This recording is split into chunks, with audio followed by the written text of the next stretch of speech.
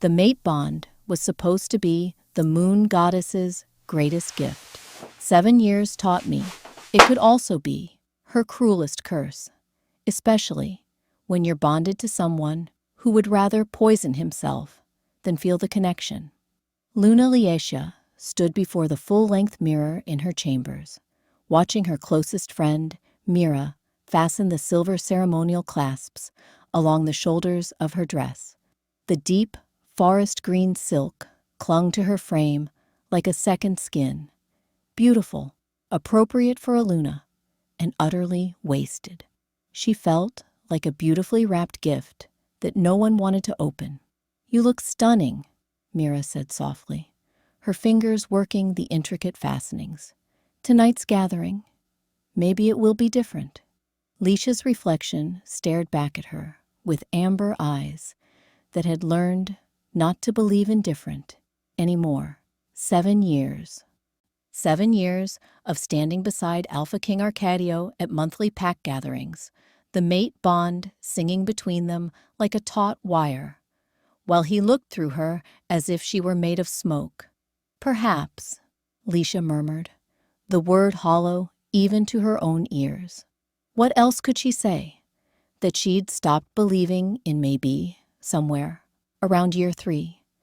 That each gathering felt like bleeding out slowly in front of hundreds of wolves who could smell her pain, but pretended not to notice. The door opened and Mira's younger sister Senna burst in, her eyes bright with barely contained excitement. Where Mira was measured and careful, Senna was all impulse, wild auburn hair, restless energy, and the kind of optimism that hadn't yet been beaten down by reality. "I brought you something," Senna announced, producing a small crystal vial filled with silver liquid that seemed to glow from within. "It's a bonding enhancement draft. The pack healer in the Eastern Territories swears it strengthens the mate pull, makes it impossible to ignore." "Senna," Mira's voice carried a warning. "The pack is talking again," Senna continued, undeterred. "They're saying, I know what they're saying." Leisha cut her off, but not unkindly. She'd heard it all. In corridors when they thought she couldn't hear. In the pitying glances from mated pairs who touched each other with casual affection she'd never known. In the careful way conversation died when she entered the common areas, where mothers gathered with their children. The incomplete Luna, the unwanted mate. The Alpha King's mistake. If you are coming across this channel and have watched to this point, kindly consider subscribing and let me know where you are watching from. I would like to hear from you. Let's continue. Through her window, she could see wolves gathering in the courtyard below. Families, mated pairs, their bonds complete and visible in every casual touch, every shared glance. She watched a male wolf tuck his mate's hair behind her ear, watched her lean into his touch, like it was the most natural thing in the world. Such simple gestures looked like magic to Leisha, an impossible, forbidden gift the moon goddess had dangled before her, then snatched away. "Thank you, Senna, but no." Leisha's voice was gentle, but firm. She took the vial carefully and set it on her vanity. "I appreciate what you're trying to do. You've been trying for 7 years, Leisha. 7 years." Senna's eyes blazed with protective fury. "The moon goddess chose you for him. He has no right to."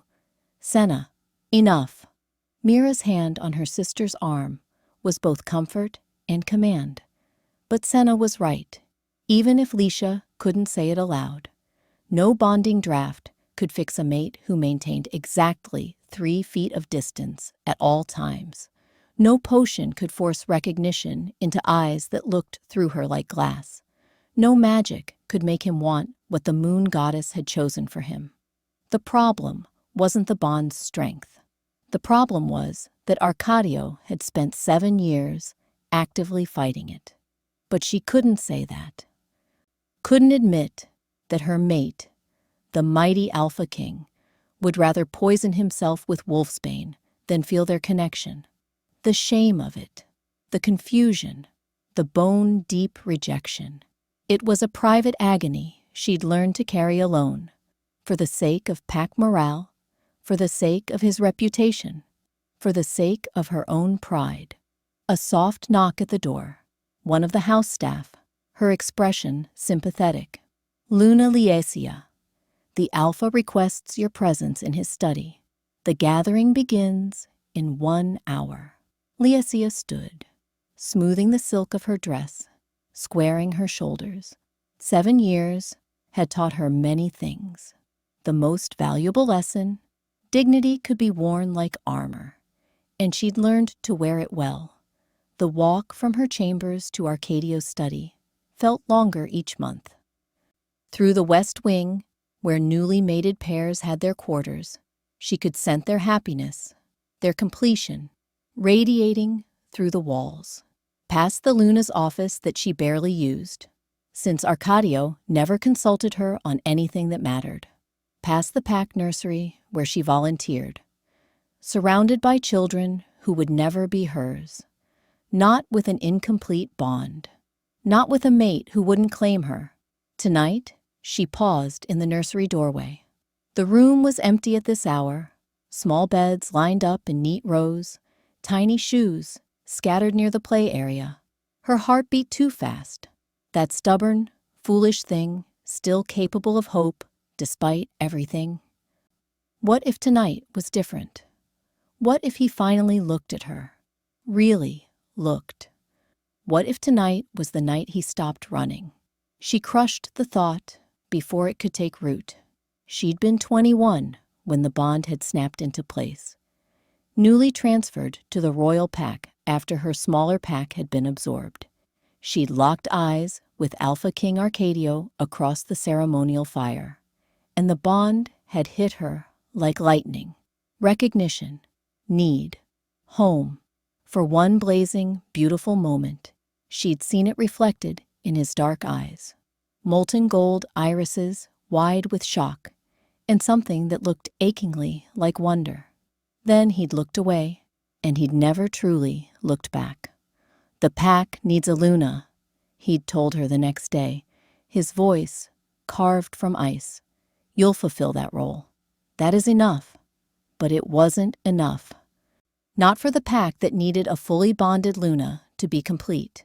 Not for the ancient laws that required the Alpha King to cement his mate bond within 7 years. Not for her wolf, who whimpered constantly for a mate who refused to answer. Not for her heart, which had somehow, foolishly, impossibly, decided to want things it would never have. A mate who looked at her like she mattered. A bond that felt like coming home instead of slow starvation. Children, to love with every piece of herself that Arcadio didn't want. Liesia reached Arcadio's study and paused, her palm pressed flat against the heavy oak door. Behind this door was her mate, and the thought had her wolf stirring beneath her skin, whining softly. The mate bond pulled taut between them. That constant ache she'd lived with for 7 years, like a broken bone that never quite healed. Tonight would be no different. She knew that. And yet, something close to hope beat its wings dangerously against her ribs. Not hope for his love. She'd buried that dream somewhere around year 4. But hope that maybe, just maybe, he'd give her something. Acknowledgement. Explanation. Anything but the cold, careful nothing she'd been surviving on. Liesia opened the door. The study was dimly lit, heavy curtains blocking most of the late afternoon sun. Arcadio stood at his desk, dark head bent over territorial maps, and didn't look up when she entered. You wanted to see me? Her voice came out softer than intended, almost tentative. We need to go over protocol for tonight's gathering. His voice was granite, hard, cold, unyielding. Alpha Dante of the Northern Pack specifically requested to attend. He's ambitious. Watch what you say around him. Still, he didn't look at her. Licia moved closer, and her wolf whimpered at his nearness. This close, she should be overwhelmed by his scent, by the mate bond screaming at her to close the final distance between them. But something was wrong. His scent was muted, distant, like experiencing him through heavy glass. The bond pulled toward him, but it was sluggish, dampened. She stepped to the side of his desk, close enough to see what he was reviewing, close enough that pack protocol would dictate he acknowledge her properly, as his Luna, as his mate. He shifted slightly away, maintaining that careful distance.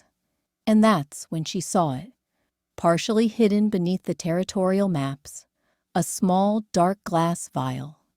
The distinctive shape made her healer's training kick in instantly. Wolfsbane tincture.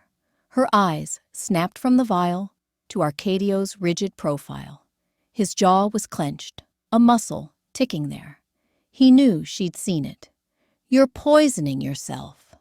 The words escaped before she could stop them. Arcadio's hand stilled on the maps. "That's not your concern. Not my." Licia's voice shook. 7 years of careful control, 7 years of swallowing her pain, and it was all cracking apart. "You're using Wolfsbane to suppress the mate bond, to avoid feeling it, feeling me. We have a gathering to attend." He straightened the maps with deliberate precision. "Alpha Dante arrives within the hour. Is the thought of being connected to me so unbearable?" Her voice cracked on the words. "That you'd rather poison yourself than feel what the moon goddess intended?" Finally, Arcadio looked at her. His eyes were molten gold, his wolf rising to the surface, and for one breathtaking second, she saw everything in them: want, need, fear, and something that looked devastatingly like pain. "You don't understand," he said, his voice rough. "Then make me understand." The words tore out of her. 7 years, Arcadio.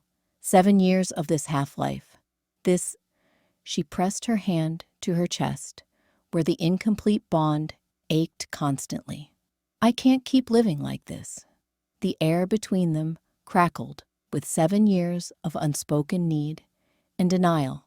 Arcadio's jaw clenched, every line of his body rigid with control. For one breathless moment, Licia thought he might finally answer, might finally explain. "We're late," he said instead, moving past her toward the door. "The pack will be gathering." Cold air rushed in where his warmth had been, and Licia stood alone in his study, staring at that vial of wolfsbane. "He's been doing this the entire time," she realized, "actively numbing himself to me, choosing poison over our bond." But why? She picked up the vial, turning it over in her fingers. The question that had haunted her for 7 years crystallized into something harder, sharper. She was done with silence, done with half answers and careful distance. Tonight, at the gathering, with the entire pack watching and Alpha Dante's political maneuvering forcing Arcadio's hand. Tonight, everything was going to change, whether Arcadio was ready or not. The great hall blazed with firelight. Torches lined the ancient stone walls, their flames casting dancing shadows across the vaulted ceiling, where carved wolves seemed to move in the flickering light. The air thrummed with power. Dozens of wolves from multiple packs gathered in one space, their combined energy making Licia's skin prickle with awareness. She stood at the entrance, watching the assembled crowd, and felt the weight of every eye that landed on her before quickly looking away. The incomplete Luna. Mira appeared at her elbow, adjusting an invisible wrinkle in Licia's dress. "Head high," she whispered. "You are Luna, Bond complete or not? Leisha squeezed her friend's hand in thanks, then stepped forward into the hall. The crowd parted for her. They always did. Protocol demanded it.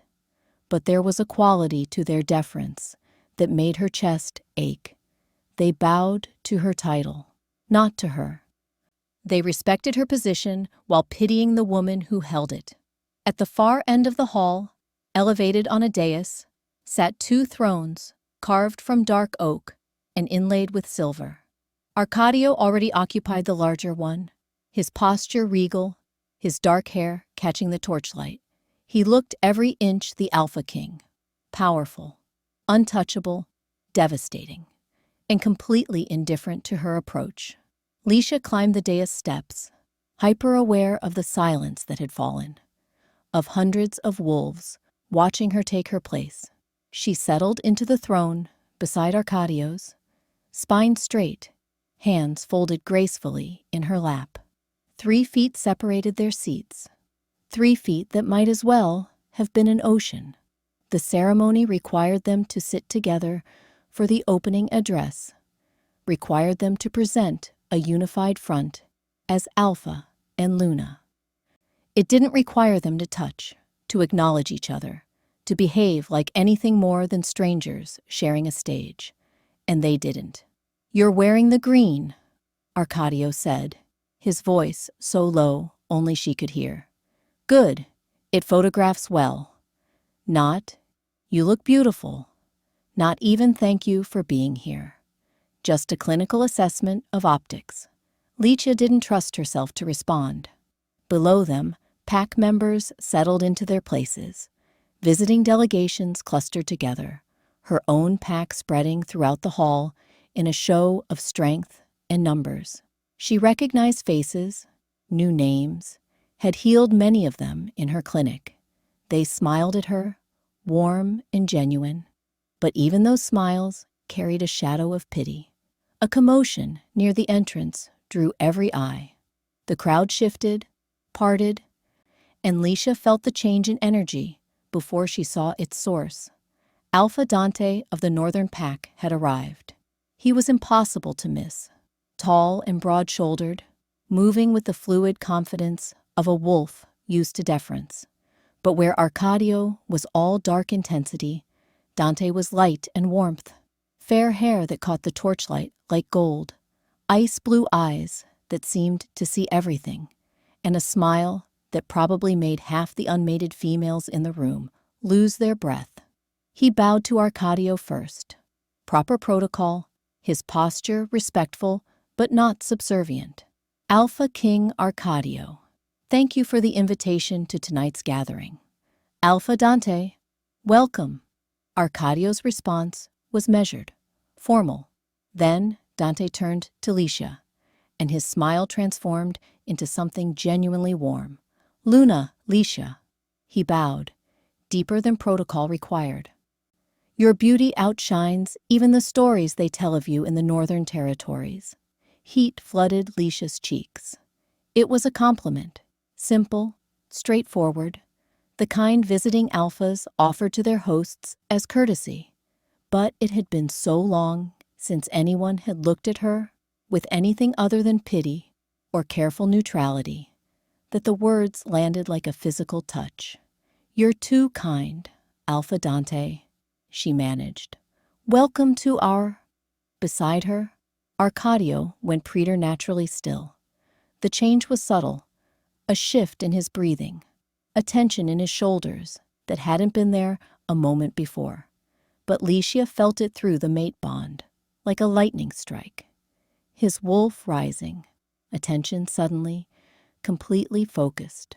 On her, on Dante, on the space between them. Dante straightened from his bow, his ice-blue eyes holding hers a moment longer than necessary, then moved to join the other visiting alphas. But Leisha could still feel the warmth of his regard, like sunlight on her skin. "Stop," she told herself. "He's being polite, that's all." The gathering began with Arcadio's formal address. He rose from his throne, and every wolf in the hall fell silent. When he spoke, his voice carried the weight of alpha command, resonating through the space with preternatural clarity.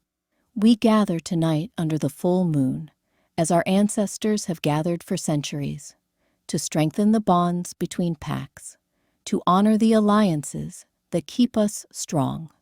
Leisha had heard this speech, or variations of it, dozens of times.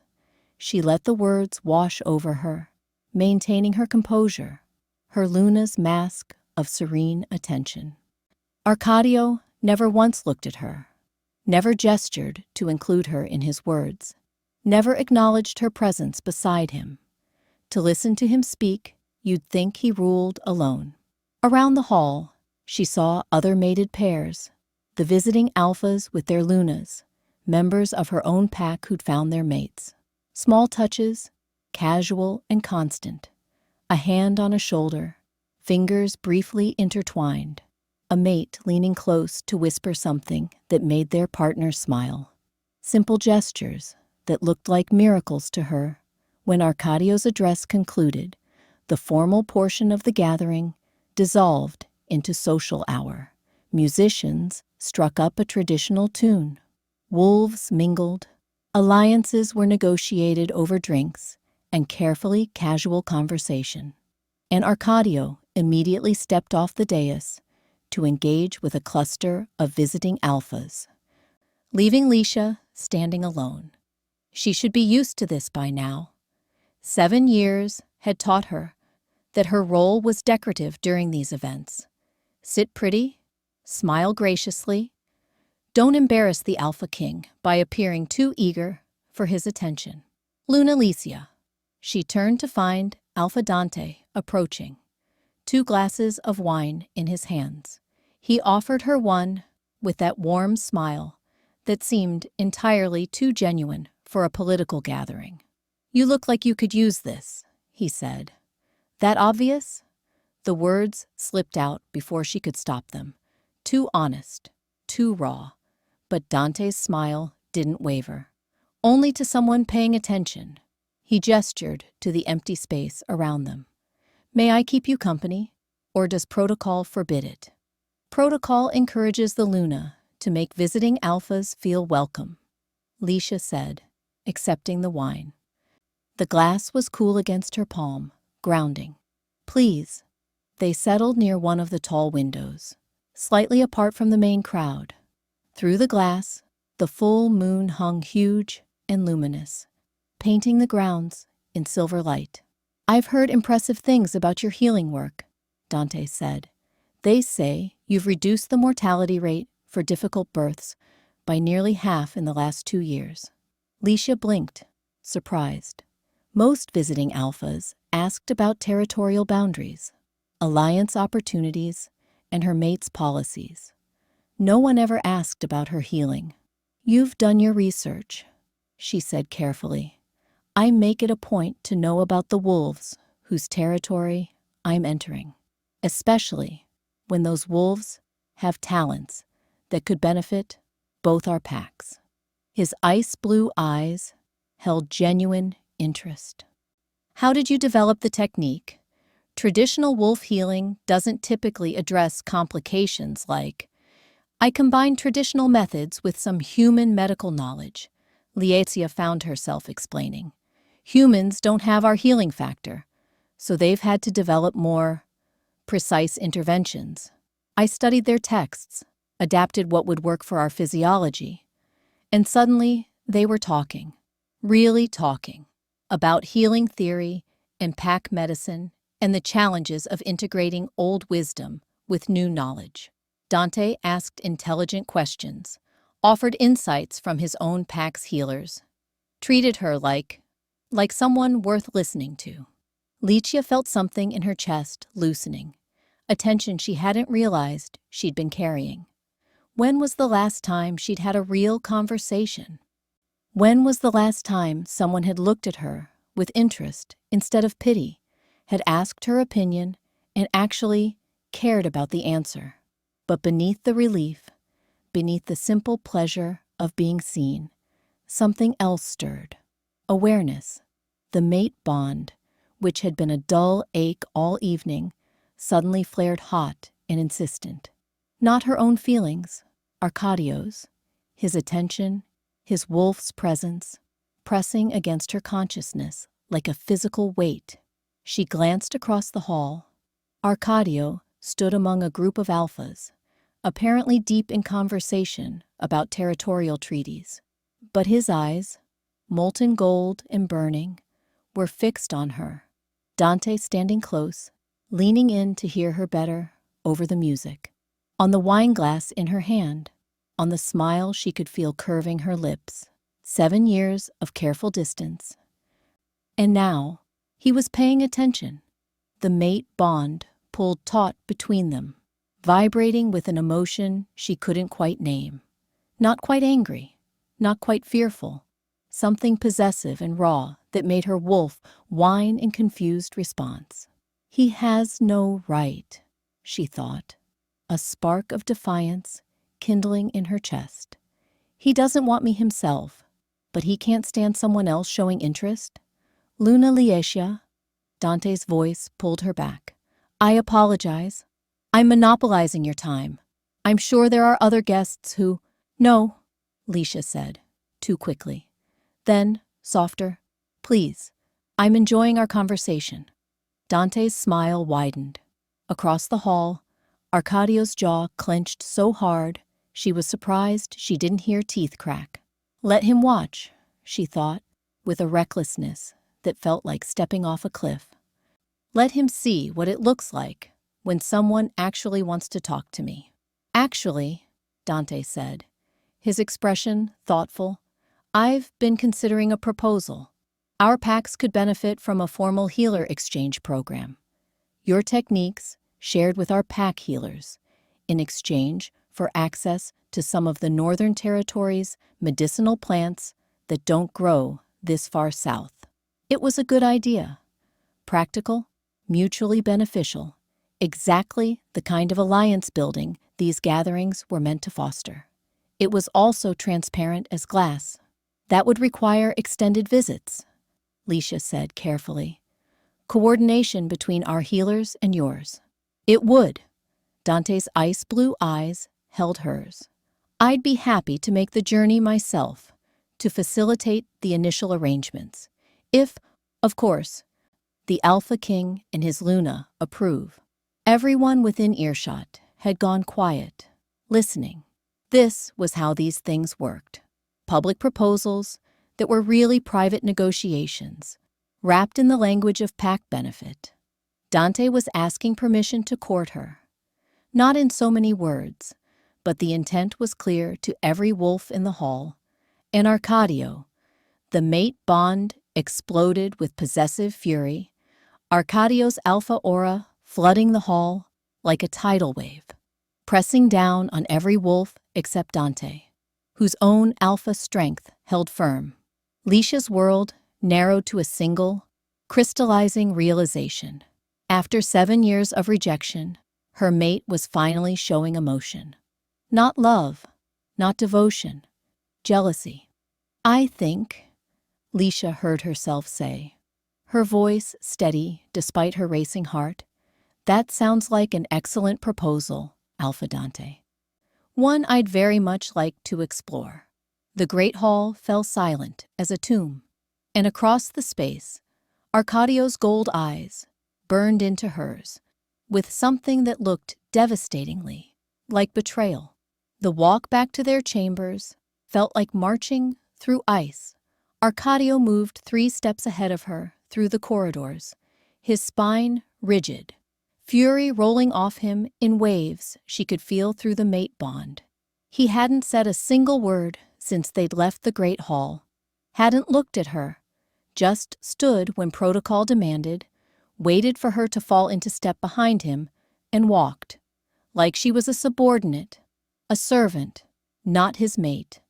The bond pulled taut between them, vibrating with his anger, and Liesia's wolf whined in distress. Their mate was upset. Their mate was hurting.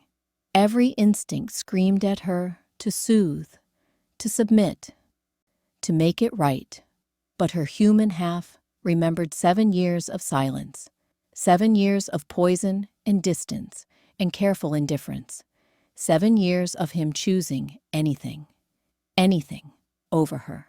They reached the Alpha suite, and Arcadio pushed through the doors without holding them for her.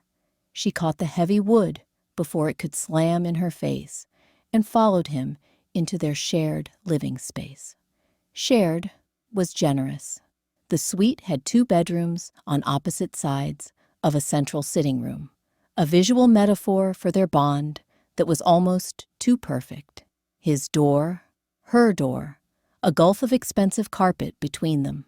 "We need to talk about tonight," Licia said to his retreating back. Arcadio didn't pause, didn't turn.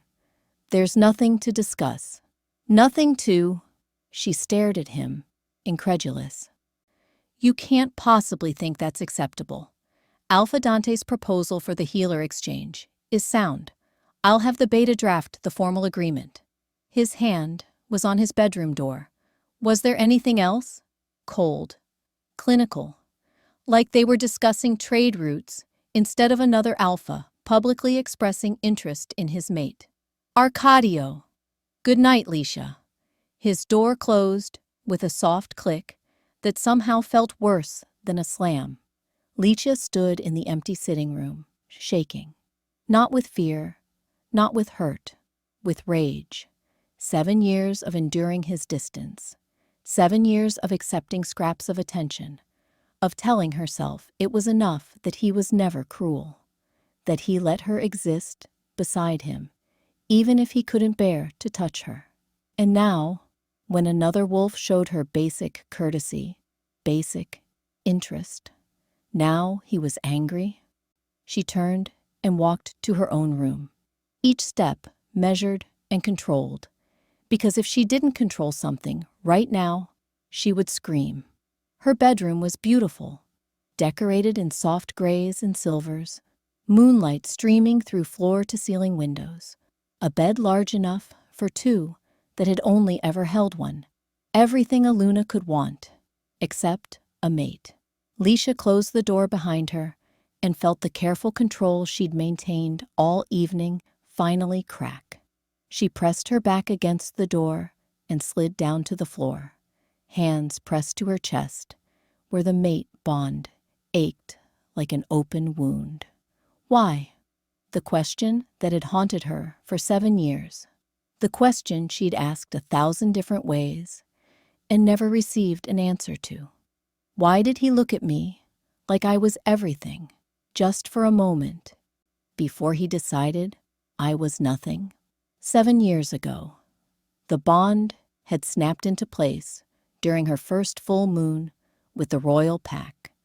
Licia had been 21, overwhelmed by the size and power of this new pack, trying to find her place among wolves so much stronger than those she'd grown up with. The Alpha King had been a distant figure, powerful, intimidating, someone she'd catch glimpses of but never dare approach, until the ceremonial run. She'd shifted with the others, her wolf smaller than most but fast, agile. They'd run under the full moon, and she'd felt free for the first time since leaving her birth pack, free enough to be careless. She'd rounded a corner too fast, collided with another wolf, and they'd gone down in a tangle of fur and limbs. When she'd looked up, she'd found herself pinned beneath the massive black wolf of the Alpha King himself. And the bond had struck like lightning. Recognition, need, home. She'd seen it in his eyes, those molten gold eyes that had gone wide with shock. Felt it through the sudden connection between them, blazing and perfect and right. For 10 heartbeats, they'd lain there, wolf to wolf, the mate bond singing between them. Then Arcadio had shifted back to human form, stumbled away from her like she'd burned him, and disappeared into the trees. The next day, he'd summoned her to his office. "The pack needs a Luna," he'd said, his voice carved from ice, his eyes refusing to meet hers. You're my fated mate. You'll fulfill that role. But understand, the bond will remain incomplete. The pack gets a Luna. That is enough. She'd been too shocked to argue, too young, too overwhelmed, too foolish. But the bond, she'd whispered. Don't you feel? What I feel is irrelevant. He'd finally looked at her then, and his eyes had been empty, deliberately, carefully, empty. This is duty, nothing more. If you can't accept that, I'll have you transferred to another pack. She should have left, should have demanded the formal rejection, the ceremony that would sever the bond and free them both. But she'd been young and stupid, and so sure that if she just waited, if she proved herself worthy, he would change his mind. 7 years later, she was still waiting. Leisha pulled her knees to her chest, wrapped her arms around them, and let herself feel everything she'd been holding back. The physical toll of the half-bond was constant, a low-level ache in her chest, like breathing around broken ribs. Her wolf was restless, unable to settle, pacing endlessly inside her mind. Even her transformations felt incomplete, like she was only ever partially herself. The emotional toll was worse. She felt half alive, present, but not really there. Going through the motions of being Luna, while feeling disconnected from the pack she was supposed to lead. They respected her, even liked her, but there was a wall between them she couldn't cross, because Luna bonded to her alpha through the pack. A completed mate bond created a connection that let Luna feel the pack's needs, their pain, their joy. It made her truly theirs, in a way that went beyond title or ceremony. Leisha had never felt it. 7 years as Luna, and she was still an outsider looking in. But the worst part, the part that made her want to claw at her own chest, was that she still felt him. Through the mate bond, dampened by wolfsbane and distance, she still felt Arkadio's presence. His emotions, when they were strong enough to bleed through his control. She felt his rare moments of satisfaction, his constant, gnawing worry for the pack, his brief flashes of dark humor that no one else ever saw.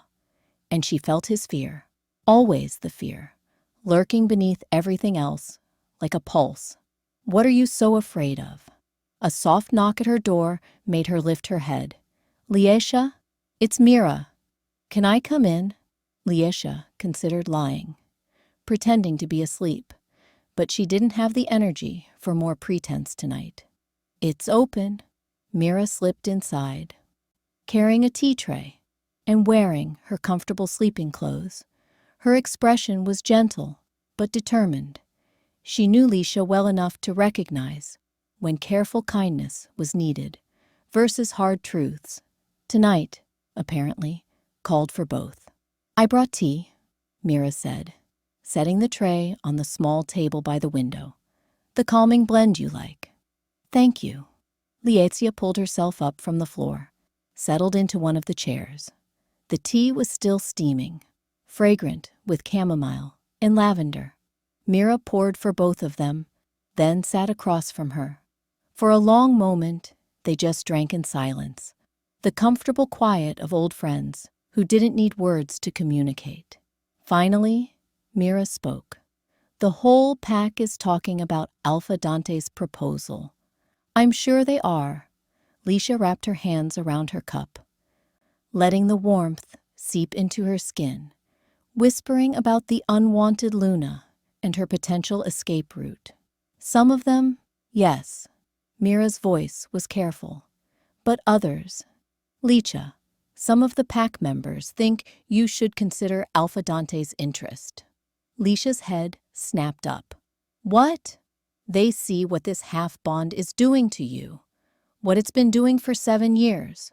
Mira leaned forward, her expression fierce.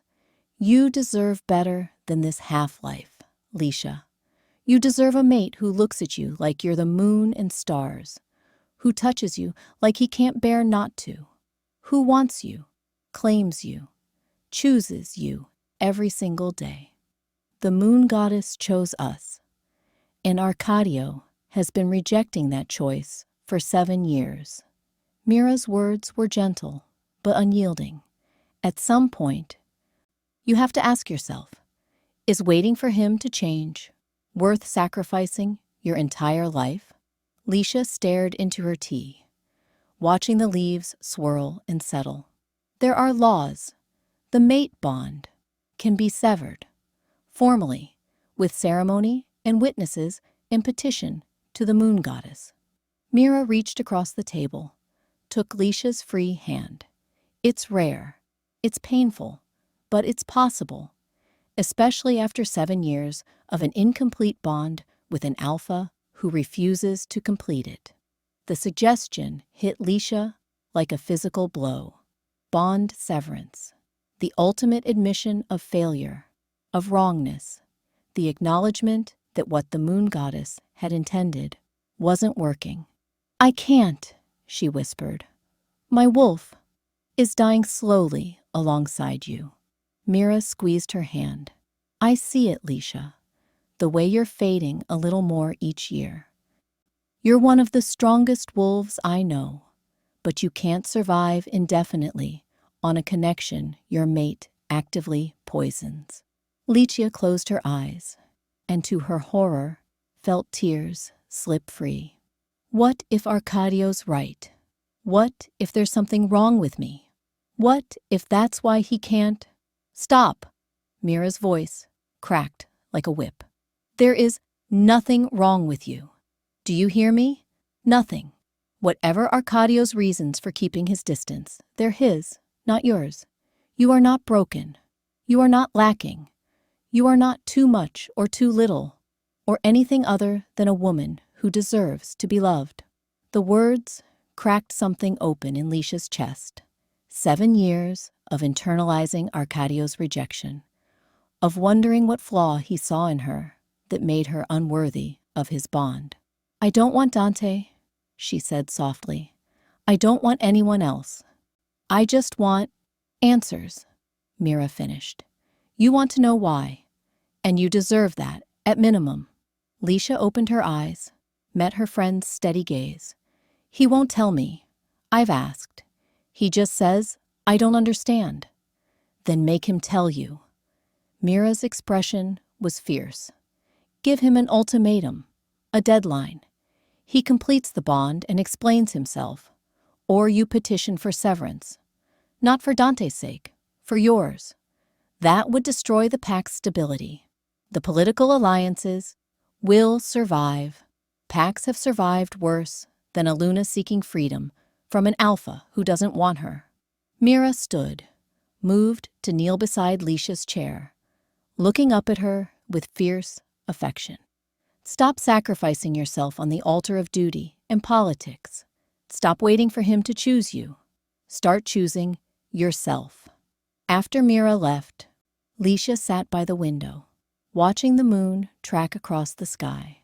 7 years of waiting. 7 years of telling herself she could endure.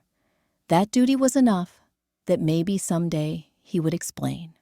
The story she'd been telling herself, that she was being patient, being strong, being a good Luna, was crumbling. What she'd called strength was really just fear. Fear of change, fear of loss, fear of admitting that the bond the moon goddess had gifted her might actually be her greatest curse.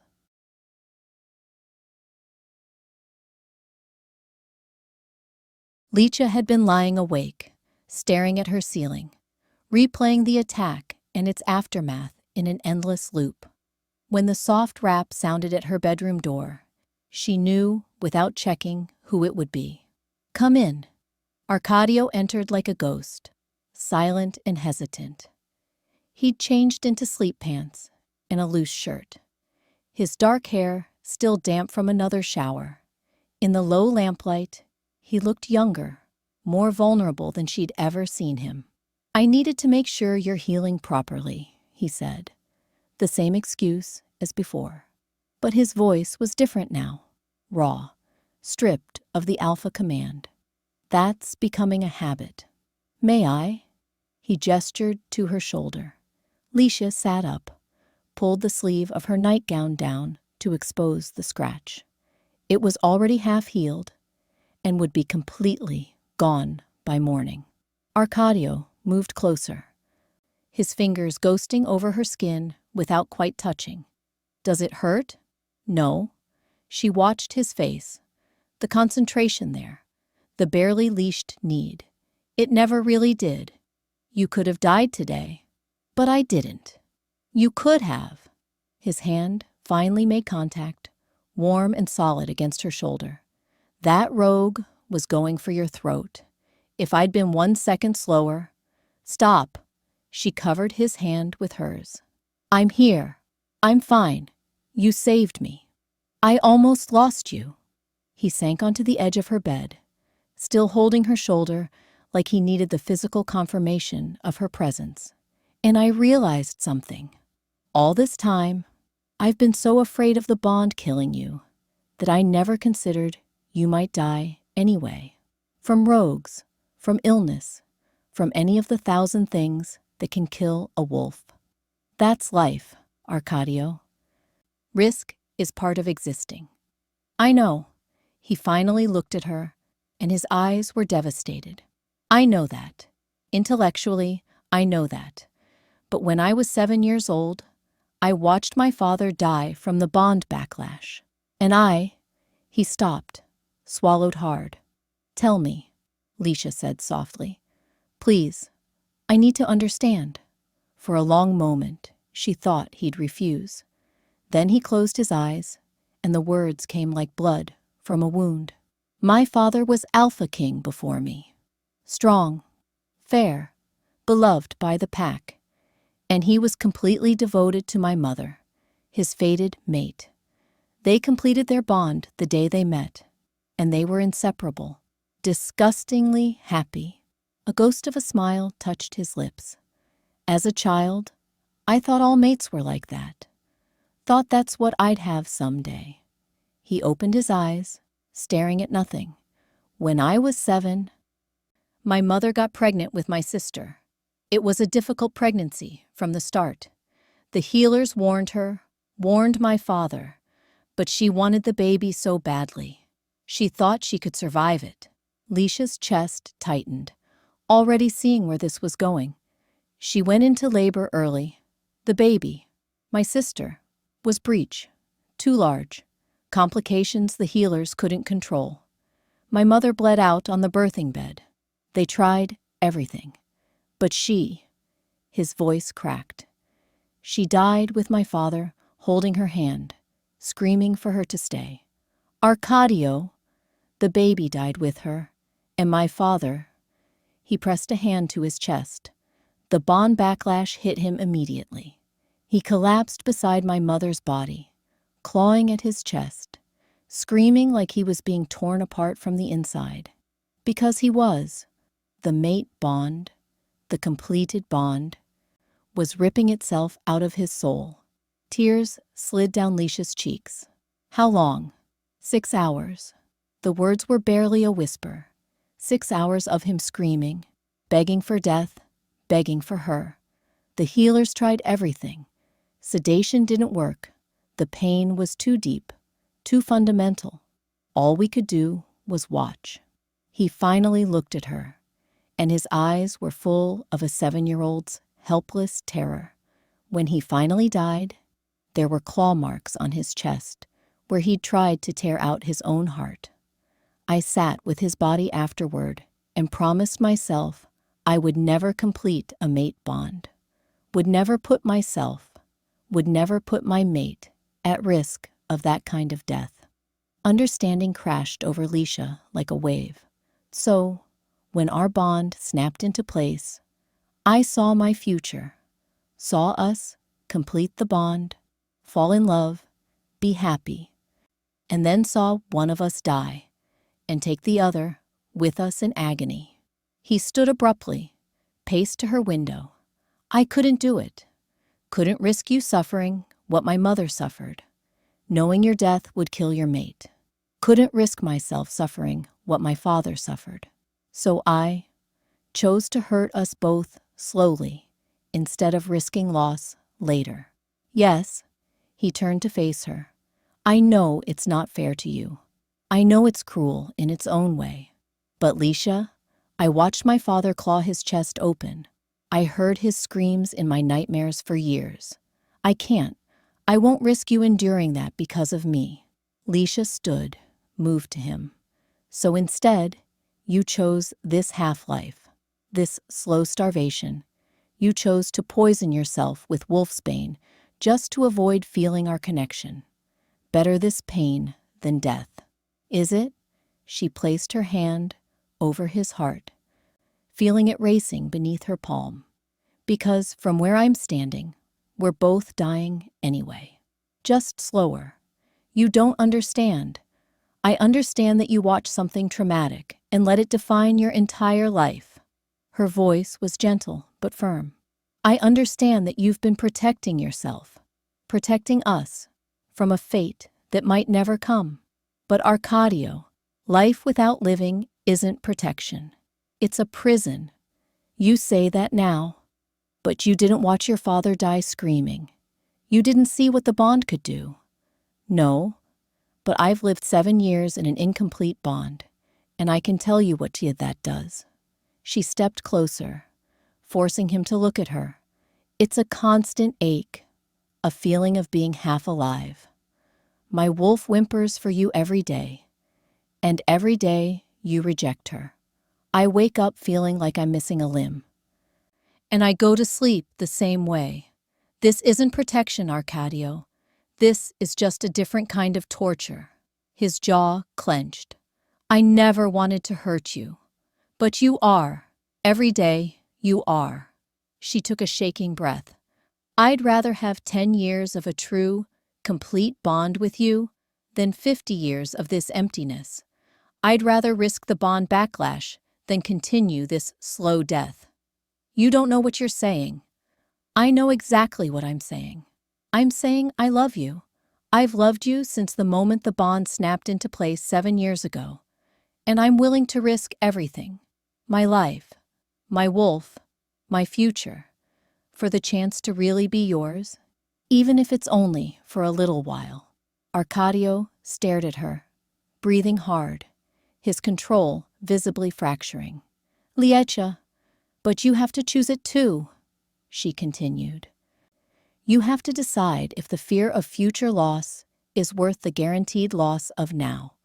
Because in 21 days, if you haven't completed our bond, I'm severing it.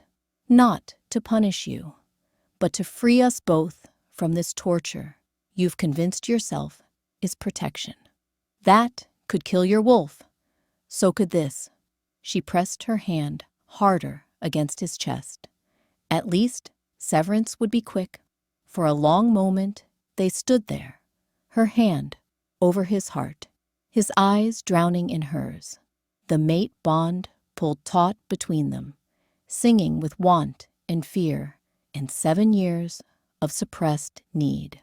Then, Arcadio reached up, cupped her face with shaking hands. I don't know if I'm strong enough to lose you, he whispered. And I don't know if I'm strong enough to keep living without you. He leaned in, slowly, giving her time to pull away. His breath ghosted across her lips, warm and shaking. 7 years of wanting this. 7 years of hoping. Their lips were a breath apart. Liecia could feel his heartbeat, wild and desperate, could feel the bond screaming at them to close the distance, to finally. Arcadio jerked back like he'd been burned. I can't. The words broke on a sob. I'm sorry. I can't. He turned and fled her chambers, leaving her standing alone with her hand still raised, reaching for empty air. Leisha sank to her knees, pressed both hands to her chest, where the bond ached like a fresh wound. She understood now, understood his fear, his trauma, his twisted logic, understood that he'd been trying to protect her in the only way his broken heart knew how, But understanding didn't change her situation. She was still unloved in the way that mattered, still unclaimed, still incomplete. And now she had 21 days to convince a male terrified of loss that love was worth the risk, or accept that some fears were too deep to overcome, and some bonds were meant to break, even if the breaking destroyed them both. Alpha Dante did not leave after the rogue attack. "My shoulder still troubles me," he told Arcadio at breakfast 3 days later, rotating his arm with a wince that looked practiced. "Your pack healer is excellent, but I'd prefer to be at full strength before traveling, if the Alpha King permits." What could Arcadio say? Refusing hospitality to an injured visiting Alpha would be a serious breach of protocol. So he'd agreed with a curt nod, his jaw so tight, Leisha could hear his teeth grinding from across the table. That had been 5 days ago. Now, Dante's presence had become woven into the fabric of pack life. He joined the council meetings, offering insights on northern border security. He trained with the warriors, his fighting style different enough to provide valuable learning opportunities. And he spent his afternoons in the healing gardens with Liezia, discussing medicinal herbs and pack management with genuine interest. "Your knowledge is impressive," Dante said, watching her prepare a poultice for one of the Omega's twisted ankles. "Most Lunas delegate healing entirely to the pack healers. I was training to be a healer before the bond." Licia crushed comfrey root with steady, practiced movements. "I saw no reason to stop just because I became Luna. Arcadio is fortunate to have a mate with such skills." The words hung in the air between them. Mate, the label that was technically true and functionally meaningless. "Dante, I know." He held up a hand. "I know it's improper to discuss your bond. But Leisha, I've been here almost a week, and I've watched how he treats you, how he looks through you like you're glass, how he flinches away from accidental touches. His ice blue eyes were kind, but direct. I've also watched you pretend it doesn't hurt." Leisha's hands stilled on the mortar. "My relationship with Arcadio isn't your concern." "Perhaps not, but you are."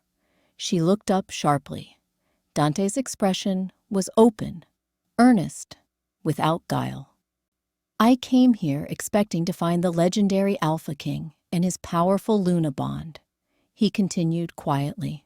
"Instead, I found a male running from his fate and a female slowly breaking under the weight of rejection." He paused, and I found myself wondering if fate always knows best. "What are you saying?" "I'm saying I'd like to speak with you. Privately, not here where the pack can whisper and your mate can glare from the windows." He gestured toward the main house, where Liesha could feel Arcadio's attention like a physical weight. Tonight, after dinner, the Eastern Gardens, every instinct screamed at her to refuse. But beneath the instinct was exhaustion and curiosity and the dangerous whisper of "what if?" "One conversation," she agreed. "That's all."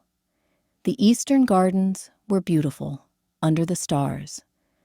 Night-blooming jasmine perfuming the air.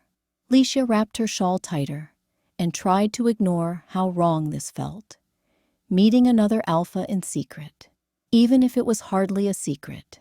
She'd felt Arcadio's awareness snap to attention the moment she'd left her chambers, the bond humming with his agitation. Good. Let him feel it. Dante was waiting by the fountain, moonlight catching in his fair hair. He smiled when he saw her, warm and uncomplicated. "Thank you for coming. I wasn't sure you would. You asked. I'm here. Now, what did you want to say that requires privacy?" Dante gestured to the bench beside the fountain.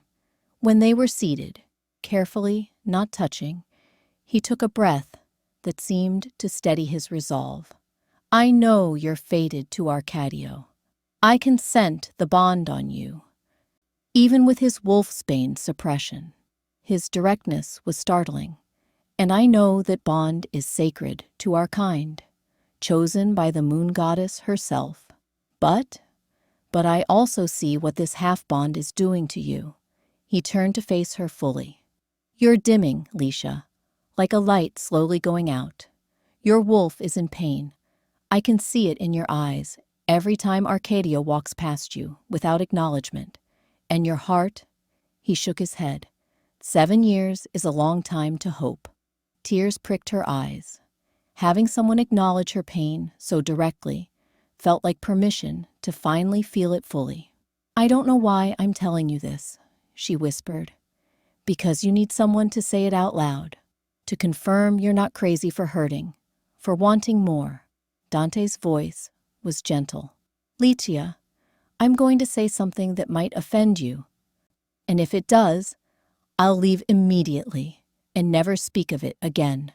She nodded, throat too tight for words. I'm offering an alternative. The words came quiet, but clear. Not a fated bond, but a chosen one. I could court you properly, give you the respect and affection you deserve, complete a mate bond that would be full and real, even if it wasn't fated. Leisha's breath caught. You're asking me to. I'm asking you to consider it. Consider that maybe the moon goddess made a mistake, or that maybe Arcadio's trauma makes him incapable of accepting her gift. Either way, you deserve a mate who wants you, who sees you, who would be proud to stand beside you and call you his. His eyes searched hers. I could be that mate. If you'd let me, everything in her wanted to refuse immediately. The bond with Arcadio wouldn't allow anything else. Her wolf was already snarling, hackles raised, rejecting this male who wasn't theirs. But her human heart, so tired of aching, whispered, "What if? You could have children," Dante continued softly. "A true partnership, a mate who reaches for you instead of pulling away. I'm not offering passion. Fated bonds are unique in that. But I'm offering care, respect, and partnership. A full life instead of this half-existence. Children." The word hit her like a physical blow. She'd stopped letting herself think about children years ago, knowing that Arcadio would never complete their bond enough to create them. Her voice broke. "I need to think." "Of course." Dante stood, offering his hand to help her up. "I leave in 3 days. Whatever you decide, I'll respect it. But Leisha, you deserve to be happy, even if happiness looks different than you expected." He walked her back to the main house, maintaining proper distance. But as they reached the entrance, a growl rumbled from the shadows. Arcadio stepped into the light, his eyes burning gold. "Dante, I believe you've monopolized enough of my mate's time today. She's only your mate if you claim her, Arcadio." Dante's voice was mild, but his alpha aura rose to match Arcadio's. "Otherwise, she's an uncompleted bond, and uncompleted bonds, according to ancient law, can be challenged after 7 years. The air crackled with tension. Leisha stepped between them instinctively. "Both of you stop. I'm not a prize to be fought over." She looked at Arcadio, saw the jealousy and possessiveness warring with his ever-present fear. "And you don't get to glare at other males when you've spent 7 years refusing to claim me yourself." She left them both standing there and walked inside with her head high, even as her heart shattered further. In her chambers, she let herself finally consider Dante's offer. A chosen bond, children, partnership, respect, everything except the one thing her soul craved. Arcadio. Her wolf howled in misery, pacing and snarling, rejecting even the thought of another mate. But her human side, Gods. She was so tired. Tired of hoping. Tired of hurting. Tired of standing beside a male who looked at her like she was a stranger. 3 days until Dante left. 4 days until her ultimatum deadline. The full moon gathering was tomorrow night. The traditional ceremony where pack bonds were celebrated and strengthened. Where the Alpha King stood with his Luna and renewed their commitment to the pack. Where Licia would have to stand beside Arcadio one more time, pretending they were something they'd never been, unless she chose differently, unless she chose a different future entirely. She didn't sleep that night. The full moon gathering was the most sacred ceremony in pack tradition. Every member attended, dressed in ceremonial whites, gathering in the ancient clearing, where their pack had been founded 200 years ago. Licia stood in her chambers, fastening the silver clasps of her Luna dress, white silk that caught the moonlight, embroidered with silver wolves at the hem.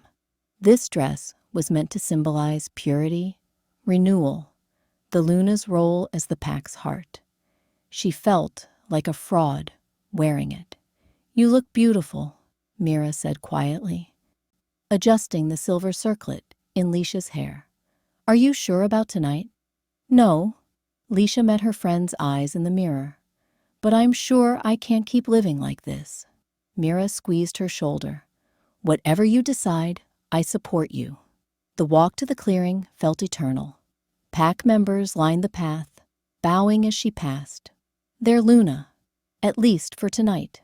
Ahead, she could see the ceremonial fire already burning, Arcadio standing beside it in his own white ceremonial clothes, dark hair catching firelight. He looked like a king, untouchable, perfect, utterly alone. Their eyes met across the clearing, and the bond surged between them, want and fear and 7 years of suppressed need. For just a moment, Licia saw longing in his face, raw and desperate. Then his mask slammed back into place. She took her position beside him as the pack settled into the traditional circle. Elder Marin began the ceremony, her voice carrying across the clearing in the ancient words of pack law and moon goddess blessing. Licia barely heard it. She was too aware of Arcadio beside her, so close she could feel his heat, yet maintaining that careful 3 feet of distance even now. Then, as Marin began the section about mate bonds and their sacred nature, movement rippled through the pack. Dante stepped forward. He wasn't wearing white. Visiting alphas traditionally observed, but didn't participate. But his ice blue eyes were determined as he moved to stand before Arcadio and Licia, facing the entire assembled pack. "Elder Marin, I apologize for the interruption." His voice carried clearly. "But I invoke ancient law to make a formal challenge." Shocked whispers erupted. Marin's eyes widened. "Alpha Dante, this is highly irregular, but within my rights. The law is clear." Dante's gaze locked on Arcadio. An uncompleted fated bond may be challenged after 7 years if the bond remains unclaimed, and the challenging alpha believes he can provide better for the intended mate. "Dante," Arcadio's voice was pure menace. "Don't."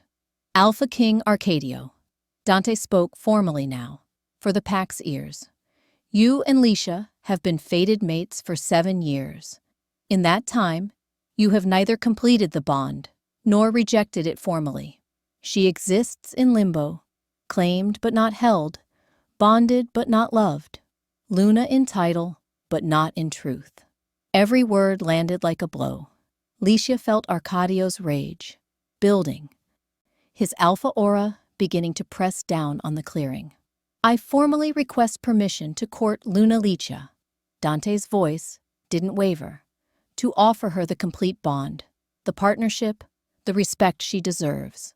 Unless," he paused, and his next words were calculated precision, "unless you intend to finalize your claim here and now, before your pack and the moon goddess. Absolute silence. Every wolf in the pack held their breath. This was unprecedented in modern times, though the law was ancient and clear. An alpha could challenge for an uncompleted bond if he believed the original mate was failing in his duty, and Arcadio had been failing for 7 years. "She's mine!" The words came out as a growl, Arcadio's wolf rising to the surface. "My fated mate, mine." "Then claim her." Dante didn't back down, his own alpha strength holding firm. "Complete the bond. Mark her. Make her truly yours. Do it now, before the pack, and I'll withdraw my challenge immediately." All eyes turned to Arcadio. Licia felt everything in this moment. The bond screaming at her, her wolf howling for him to say yes, her heart simultaneously hoping and breaking. This was it, the ultimate choice, public, binding, witnessed. Claim her or lose her. Arcadio's face was anguished, his hands clenched into fists so tight his knuckles were white. His eyes met hers, and she saw everything there, love and terror in equal measure. Saw him wanting to, saw him unable to, saw 7 years of trauma holding him paralyzed.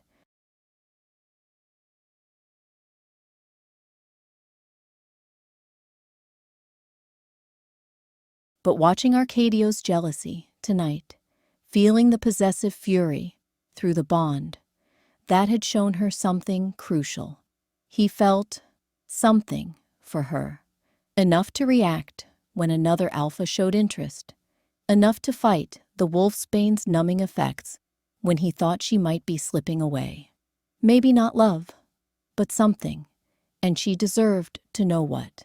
Liecia stood, squaring her shoulders, decision crystallizing in her chest, like ice. Next full moon, 1 month. She would give Arcadio 1 month to explain himself, to complete their bond, or to formally reject her. And if he chose silence again, if he chose the wolfsbane in the distance, in the careful indifference, then she would choose herself. She would petition for bond severance and free them both, even if it killed her wolf, even if it destroyed her. Because Mira was right about one thing, this slow death was no longer survivable. Morning came too soon and brought no mercy. Licia woke with her decision still firm in her chest, a month to get answers or walk away, and threw herself into her Luna duties with single-minded focus. If she stopped moving, she'd have to think. If she thought, she'd have to feel. And she couldn't afford to feel. Not yet. The healer's clinic occupied the ground floor of the pack house's east wing, a space that had been hers to design and manage for the past 4 years. It was the one place where she felt truly competent, truly needed. Here, her incomplete bond didn't matter. Here, she was simply Licia the healer, not the unwanted Luna. She arrived before dawn to find 3 pack members already waiting. A teenage wolf recovering from a training injury, an elder with persistent joint pain, and a heavily pregnant female named Sarah, who'd been having complications. Luna Licia. Sarah's smile was warm but tired as she settled onto the examination table. "Thank you for seeing me so early." "Of course." Licia washed her hands in the basin, letting the familiar ritual center her. "How are you feeling? Any more cramping?" "Some, and the baby hasn't been moving as much." Sarah's hand rested protectively on her swollen belly, fear flickering in her eyes. "My mate is worried. We've already lost 2. "I know." Licia moved to her side, placed gentle hands on Sarah's abdomen. "Let me check." She closed her eyes, letting her healing senses extend. Every wolf had some degree of healing ability, but Licia's gift ran deeper. She could feel the life force of the beings she touched, sense where energy flowed wrong or weak. There, the baby's heartbeat, strong and steady. And there, a tension in Sarah's body, a tightness that was restricting blood flow. "The baby's fine," Leisha said, opening her eyes. "Healthy and active. You're not feeling the movement because of tension in your muscles here." She indicated the area.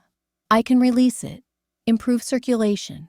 You'll feel better within hours." Relief flooded Sarah's face.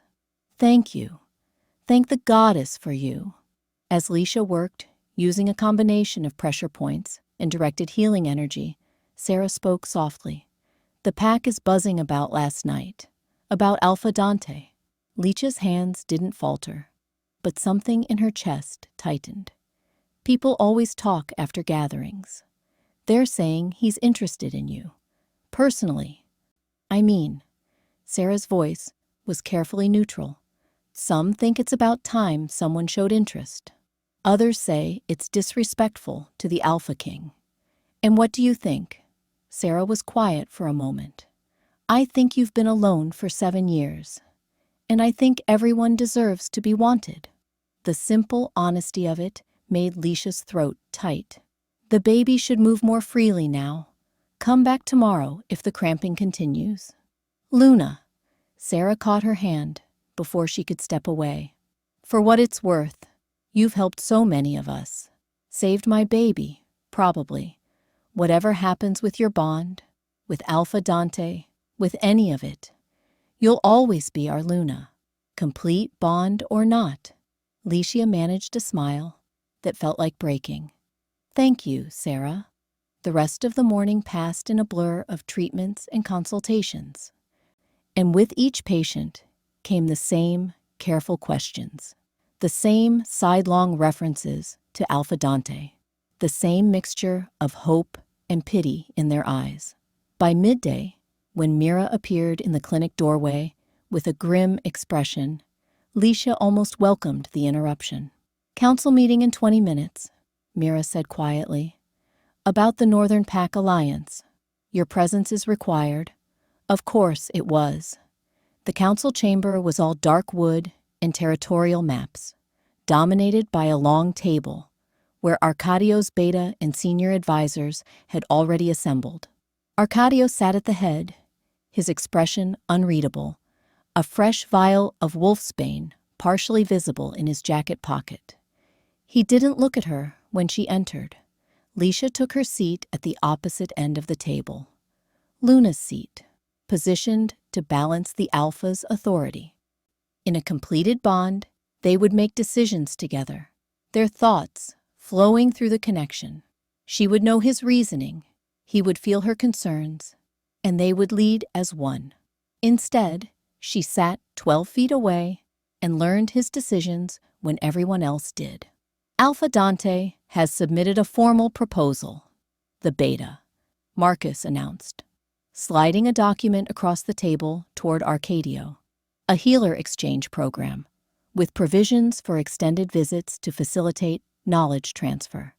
He's also proposing a broader alliance, shared border patrols, coordinated rogue management, and trade agreements. "It's a strong offer," one of the advisors said.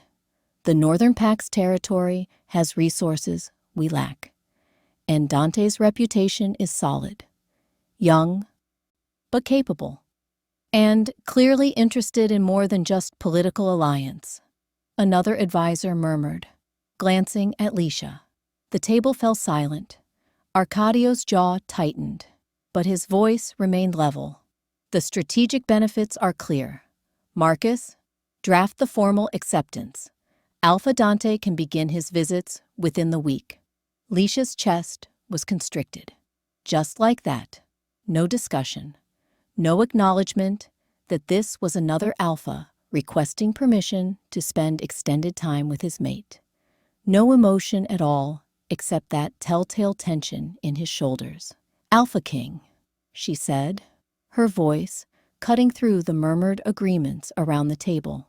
"Might we discuss the implications of extended visits from an unmated Alpha?" Every head turned toward her. In 7 years, she'd rarely spoken in council meetings. Her input wasn't wanted, her presence merely ceremonial. Arcadio finally looked at her, his gold eyes cold. Luna Liesha, unless you have strategic concerns about the Northern Pact's trustworthiness, your input isn't required. The dismissal landed like a slap. My input, she said carefully, pertains to pack perception, to what message we send when the decision is made. Arcadio stood, signaling the meeting's end. Marcus, see to the arrangements. He walked out without another glance. Licha sat frozen as the advisors filed out, offering her sympathetic looks or carefully averted eyes. When the room finally emptied, she pressed her palms flat against the table, breathing through the humiliation. He'd rather endure another alpha, courting his mate, than claim her himself. The truth of it settled in her bones, like ice. Enough. She stood, spine straight, and walked to Arcadio's office. Didn't knock, simply pushed through the door and closed it firmly behind her. Arcadio stood at his window, back rigid. The meeting is over, Liesha. Why? The word cracked through the space between them. After 7 years, I deserve to know why. This isn't the time. Then when? She moved closer, her wolf rising with her anger. When will it be time, Arcadio? Year 8? Year 10? When I'm so faded and broken that I can barely remember what it felt like to hope? His shoulders tensed. You don't understand the complexities. Then make me understand. Her voice rose. 7 years of silence, finally breaking. Stop telling me I wouldn't understand. Stop treating me like a child who can't handle the truth. I'm not a child. I'm your fated mate. The moon goddess herself chose us for each other. Arcadio turned, and the look on his face stopped her breath. Pain, raw and devastating, before his walls slammed back into place. Perhaps, he said, each word carefully controlled, she was wrong. The bond between them recoiled, like a living thing in pain. Wrong. Liesha stared at him. The moon goddess was wrong? It happens. His voice was hollow. Bonds that shouldn't exist. Mates who are better apart than together. Maybe our bond is one of them. You don't believe that. Don't I? He moved to his desk, gripped its edge hard enough that his knuckles went white. 7 years, Liesha. If this bond was meant to be completed, don't you think it would have happened by now? It hasn't happened because you won't let it. She closed the distance between them, close enough that her wolf whined at his nearness. You poison yourself to avoid feeling me. You maintain exactly 3 feet of distance at all times. You treat me like I'm a political necessity instead of your mate. That's not the bond's fault. That's yours. You think this is easy for me? The question exploded out of him, his control finally cracking. You think I want to live like this? Then why do you? She reached for him, and he jerked back like her touch would burn. Tell me why, Arcadio. Please, just tell me. Because I watched my father die. The words tore from him, ragged and desperate. I watched the mate bond kill him when my mother died. 6 hours after she stopped breathing, Arcadio, cut himself off, horror flooding his face as he realized what he'd revealed. The room fell silent except for their harsh breathing. Your father, Liesha said slowly, pieces clicking into place. The bond backlash when a mate dies. Forget I said that. He turned away, reaching for the wolfsbane in his pocket. This conversation is over. It's not over. Arcadio, if this is about your parents' bond, I said, forget it. His hand shook as he uncorked the vial. You have your answer. The bond is cursed. My line is cursed, and I won't subject you to the same fate my mother suffered. That's not how mate bonds work. Your parents' tragedy doesn't mean, get out, Leisha. No. She moved between him and the vial, her wolf rising to challenge his. You don't get to drop that explanation and then shut down. You don't get to make decisions about my life, my bond, my future based on fear, and a curse that might not even get out. His alpha command hit her like a physical blow, forcing her wolf to submit, her body to obey. She stumbled backward, hand pressed to her chest, where the bond screamed in pain.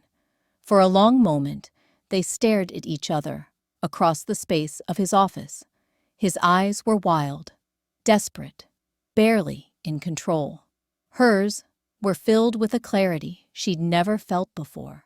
You have, until the next full moon, she said quietly. 1 month. You explain this curse. Explain what happened to your parents. Explain what you're really afraid of. And we complete the bond. Or you reject me formally so I can be free. Leisha, I won't live in this limbo anymore. Her voice didn't shake. I deserve a whole bond or freedom. You don't get to keep me in this half-life because you're afraid. Choose, Arcadio. 1 month. She turned and walked to the door. And if I can't? His voice was barely a whisper. Leisha looked back at him over her shoulder. This male, who was her mate and her stranger, her greatest want and her deepest pain. Then I'll petition the moon goddess for bond severance, and we'll both be free of this curse. His face went white. That could kill your wolf. So could living like this for another 7 years. She opened the door. 1 month, Arcadio. Decide what you're more afraid of. Losing me to death someday, or losing me by choice, right now. She left him standing in his office, the wolfsbane still clutched in his shaking hand. And as she walked back to her chambers, as she felt the mate bond pulling tight with his anguish and her resolve, Leisha finally let herself truly imagine it. Life without Arcadio, freedom from the constant ache, the ability to move forward instead of being trapped in this endless waiting. Maybe with someone like Dante, who looked at her with warmth instead of fear, or maybe alone, but whole in her solitude. The image should have brought relief, should have felt like hope. Instead, it felt like grief so overwhelming she could barely breathe. Because even after everything, even after 7 years of rejection and poison and distance, her wolf still whined for him. Her heart still wanted impossible things. And 1 month to get answers felt both far too long and nowhere near enough time. 3 days passed in careful avoidance. Arcadio threw himself into alpha duties, border patrols, alliance negotiations, council meetings that somehow never required Lieshia's presence. She caught glimpses of him across the packhouse grounds, always at a distance, always moving in the opposite direction.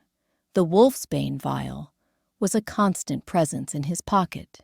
She could smell it on him, bitter and wrong, even from across a room. Her ultimatum hung between them like a blade. 1 month. The full moon was 27 days away, and counting. When Alpha Dante arrived for his first official visit, the entire pack turned out to greet him. He came bearing gifts, rare healing herbs from the northern territories for Leisha's clinic, fine furs for the elders, exquisitely crafted weapons for the warriors, strategic generosity that showed both wealth and thoughtfulness. Luna Liezia. Dante bowed over her hand, his ice blue eyes warm. Thank you for agreeing to this collaboration. I've brought samples of the northern bloodroot. I believe you mentioned it could help with fever management. I did. Liezia accepted the carefully wrapped bundle, aware of every eye watching them, aware, most acutely, of Arcadio standing rigid on the packhouse steps, his jaw clenched so tight She was surprised she didn't hear bone crack. This is incredibly generous, Alpha Dante. Please, just Dante. We'll be working closely together. Formality seems unnecessary. His smile was easy, genuine. I was hoping you might show me your territory's eastern borders. I understand the medicinal gardens, there are your design. A tour of isolated pack lands, with an unmated alpha who'd made his interest clear. Licia should refuse. The protocol suggested it. Common sense demanded it. But Arcadio had spent 3 days avoiding her. 3 days choosing wolfsbane and distance over a single conversation. 3 days proving that even her ultimatum wasn't enough to make him try. I'd be happy to, she said, and felt Arcadio's fury slam through the mate bond like a physical blow. Good. Let him feel something. Let him choke on it. The eastern borders were beautiful this time of year. Late spring painting the forest in 1,000 shades of green, wildflowers carpeting the clearings. Licia led Dante along the well-maintained trails, pointing out the medicinal gardens she'd cultivated over the years. You did all this yourself? Dante examined a patch of carefully tended moonflower, genuine admiration in his voice. With help from the pack healers. But yes, the design is mine. Licia knelt beside the plants, checking their growth with practiced hands. Traditional healing relies too heavily on what can be hunted or gathered wild. I wanted a sustainable source. Brilliant. Dante crouched beside her, close, but not crowding. We have nothing like this in the Northern Territories. Our healers still rely entirely on foraging. They talked as they walked about healing techniques and pack management and the challenges of balancing tradition with innovation. Dante asked intelligent questions, offered thoughtful observations, treated her like her opinions mattered, like she was more than a decorative Luna. Can I ask you something personal? Dante said as they reached a clearing overlooking the valley. Licia tensed. You can ask. What do you want? His ice blue eyes were serious. Not what the pack needs, not what duty requires. What does Licia want for her life? The question hit her like a punch to the chest. When was the last time anyone had asked her that? When was the last time she'd even asked herself? I want. She trailed off, staring at the valley spread below them. I want to feel whole, to not wake up every morning with this ache in my chest that never goes away. I want to matter to someone, to be chosen instead of endured. You matter to your pack, as a healer, as a Luna, but not as, she stopped herself before saying, a mate, not as myself. Dante was quiet for a moment. For what it's worth, I see you. Not just Luna, not just the healer, the woman who designed those gardens, because she couldn't bear watching pack members suffer unnecessarily. The wolf who spends her free time in the nursery, even though it clearly hurts her. The person beneath all the duty and protocol. Licia's throat tightened. Dante, I'm not asking for anything, he said gently. I'm just saying, you deserve to be seen, completely, and whoever doesn't see you is a fool. Her wolf whined, but not for him, never for him. Her wolf only wanted one male, no matter how much that male hurt her. But her human heart felt a dangerous warmth at Dante's words, at being seen, being valued, being... A growl split the air. Licia's head snapped up, her body already shifting into a defensive stance. 4 wolves emerged from the tree line. Rogues, based on their matted fur and the wild, desperate gleam in their eyes. Behind me, Dante commanded, his body already changing, bones restructuring with the fluid grace of an experienced alpha. But Licia was already moving. She'd been trained since childhood, had fought in enough border skirmishes to know how to handle herself. As the first rogue lunged, she shifted mid-dodge, her smaller wolf form more agile than the rogue's bulk. Dante's massive gold wolf took down two rogues with brutal efficiency. Leisha used her speed and healing knowledge to target weak points: hamstrings, throat, eyes. They fought well together, covering each other's weaknesses. Within minutes, 3 rogues lay dead or dying. But the fourth, larger, faster, driven by starvation or madness, got through their defense. Claws slashed toward Leisha's throat. She twisted, but not fast enough. Would feel the impact, the blood, A black blur of fur and rage slammed into the rogue with the force of an avalanche. Arcadio. His wolf was massive, easily twice the size of the rogue, black as midnight with those burning gold eyes, and he was beyond rational thought. Pure alpha fury, pure protective instinct, pure mate bond-driven violence. He tore into the rogue with terrifying efficiency. Claws rending flesh, teeth crushing bone. It was brutal, excessive, the kind of violence that came from a wolf who'd lost all control. The rogue didn't stand a chance. When it finally stopped moving, Arcadio's wolf turned to Leisha. She froze, still in wolf form, as he prowled toward her. He was covered in blood, breathing hard, eyes wild. This wasn't her careful, controlled alpha king. This was the primal wolf beneath, the mate whose instincts had overridden 7 years of suppression. He circled her, checking for injuries with obsessive focus, nudged her with his muzzle, inhaled her scent, whined when he found the shallow scratch on her shoulder where the rogue's claws had barely grazed her. Dante's wolf approached, and Arcadio's growl was pure threat.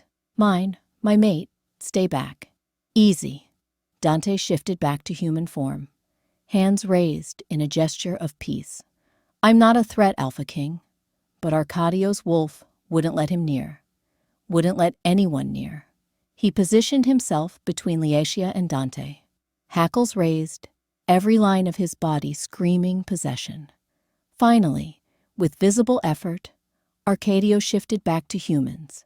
He was shaking, not with cold or exertion, but with the effort of controlling his wolf, of reimposing rational thought over instinct. Blood covered his naked skin, none of it his, and his gold eyes were still more wolf than man. Licia, his voice was raw, desperate. Are you hurt? She shifted back, hyper-aware of her own nakedness, of Dante carefully looking away, of the way Arcadio's eyes tracked over every inch of her skin, searching for injury. I'm fine. It's just a scratch. Let me see. He moved toward her, and for the first time in 7 years, touched her deliberately, his hands on her shoulder, gentle despite the violence still singing through his body, examining the shallow wound. The mate bond, which had been dampened to a dull ache for so long, suddenly roared to life. Full strength, overwhelming, carrying everything he felt.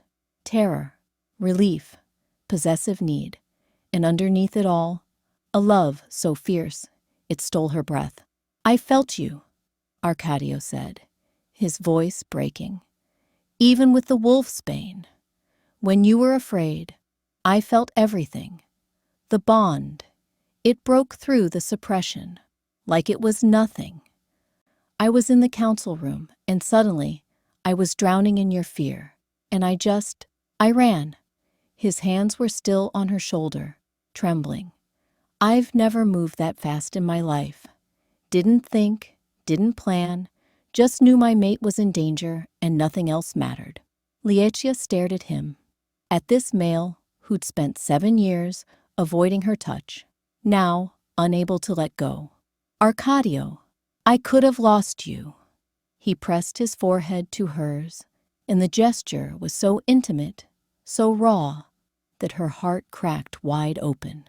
If I'd been 1 second slower, if that rogue had... But you weren't. I'm fine.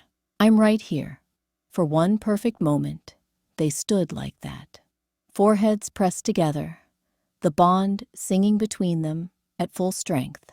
7 years of distance, forgotten in the primal simplicity of mate protecting mate. Then, Arcadio's eyes focused, seeming to remember where they were, who was watching. He stepped back like she'd burned him. "This changes nothing," he said, and his voice was back to that careful control. "You were in danger. I responded. That's all." The bond between them recoiled, his walls slamming back into place so hard she gasped from the pain of it. "That's all?" Leisha stared at him, incredulous. "You just—" The bond was full strength. "I felt what you felt. You can't possibly—" "Get her back to the pack house," Arcadio said to Dante, not looking at either of them. "I'll handle the rogue bodies." "Alpha King," Dante started. "Now." The Alpha command was absolute. Dante shifted back to Wolf, waiting for Leisha. But she couldn't move, couldn't process what had just happened. For those brief moments, she'd felt everything. His love, his terror, his absolute certainty that she was his and nothing, not fear, not curse, not even death itself, would be allowed to take her. And now he was walking away. Again. "Why?" the word tore out of her. "If you felt that, if you feel what I know you feel, why do you keep—" "Because feeling it doesn't change anything." Arcadio turned, and the anguish on his face stopped her breath. "Don't you understand? This is exactly what I've been trying to avoid. That bond, that connection. It's a chain, Leisha, and when one end breaks, the other end dies with it. So you'd rather we both die slowly instead? I'd rather you live." His voice broke. "Even if it's without me, even if it's with him." He gestured to Dante. "At least then, you'd have a chance at happiness instead of being shackled to someone cursed. That's not your choice to make.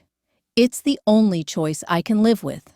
He shifted back to Wolf and disappeared into the trees, leaving her standing in the clearing, covered in blood and shaking with emotions she couldn't name. Dante approached carefully. "Luna Liezia, we should go. There may be more rogues." She shifted mechanically, followed him back toward the pack house.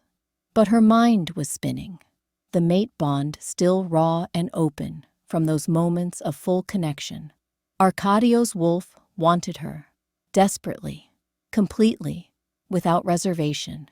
It was his human side, his fear, his memories of his father's death that kept pushing her away.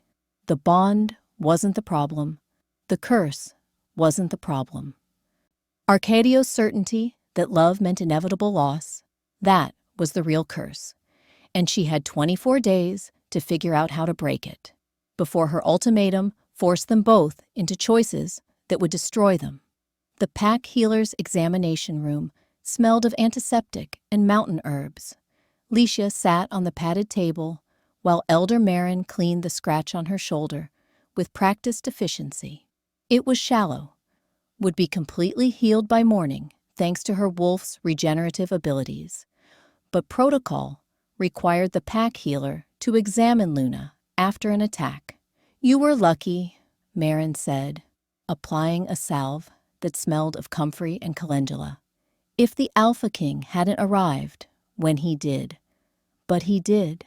Leisha kept her voice steady, trying not to remember the feel of Arcadio's hands on her skin.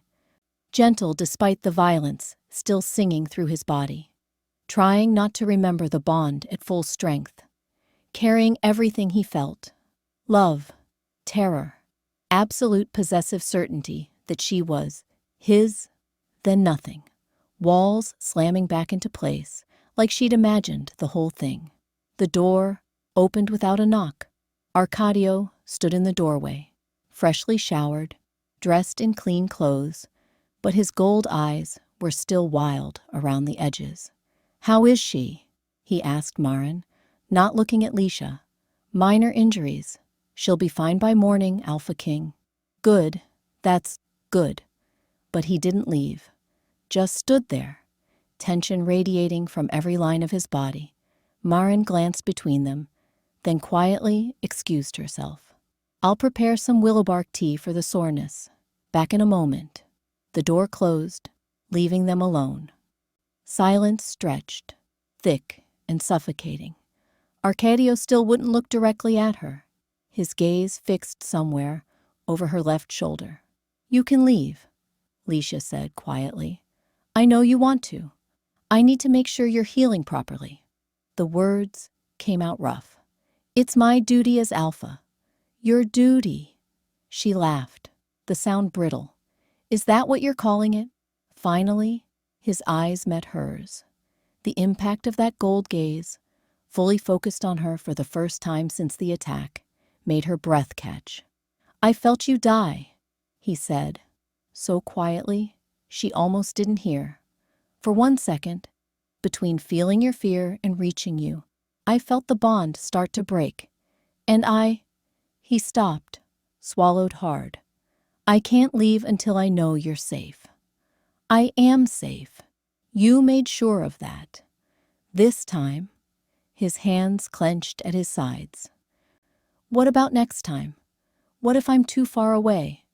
What if I can't reach you in time? What if... Arcadio. She stood, moved toward him. He backed up a step.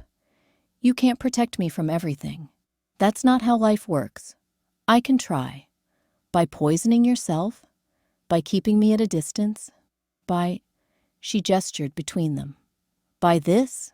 He turned away, gripped the back of the chair by the door, hard enough that the wood creaked.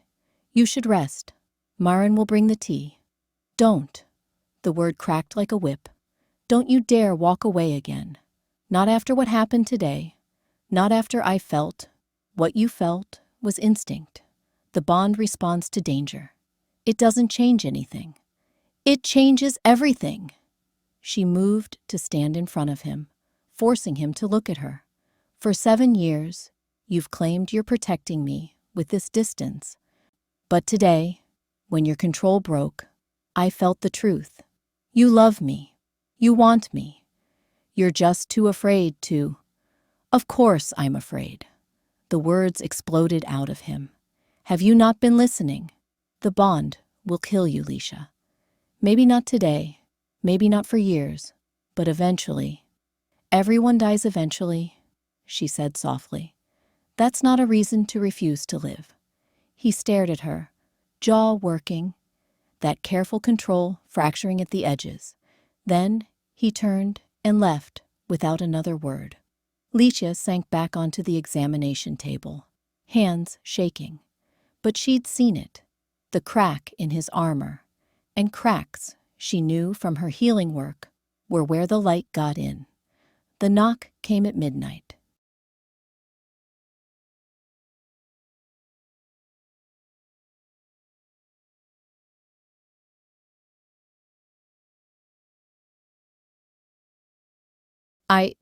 His voice cracked.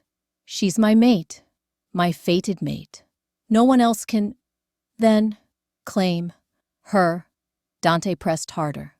Mark her neck, complete the bond, or admit that you're too broken to accept the moon goddess's gift and step aside for someone who isn't.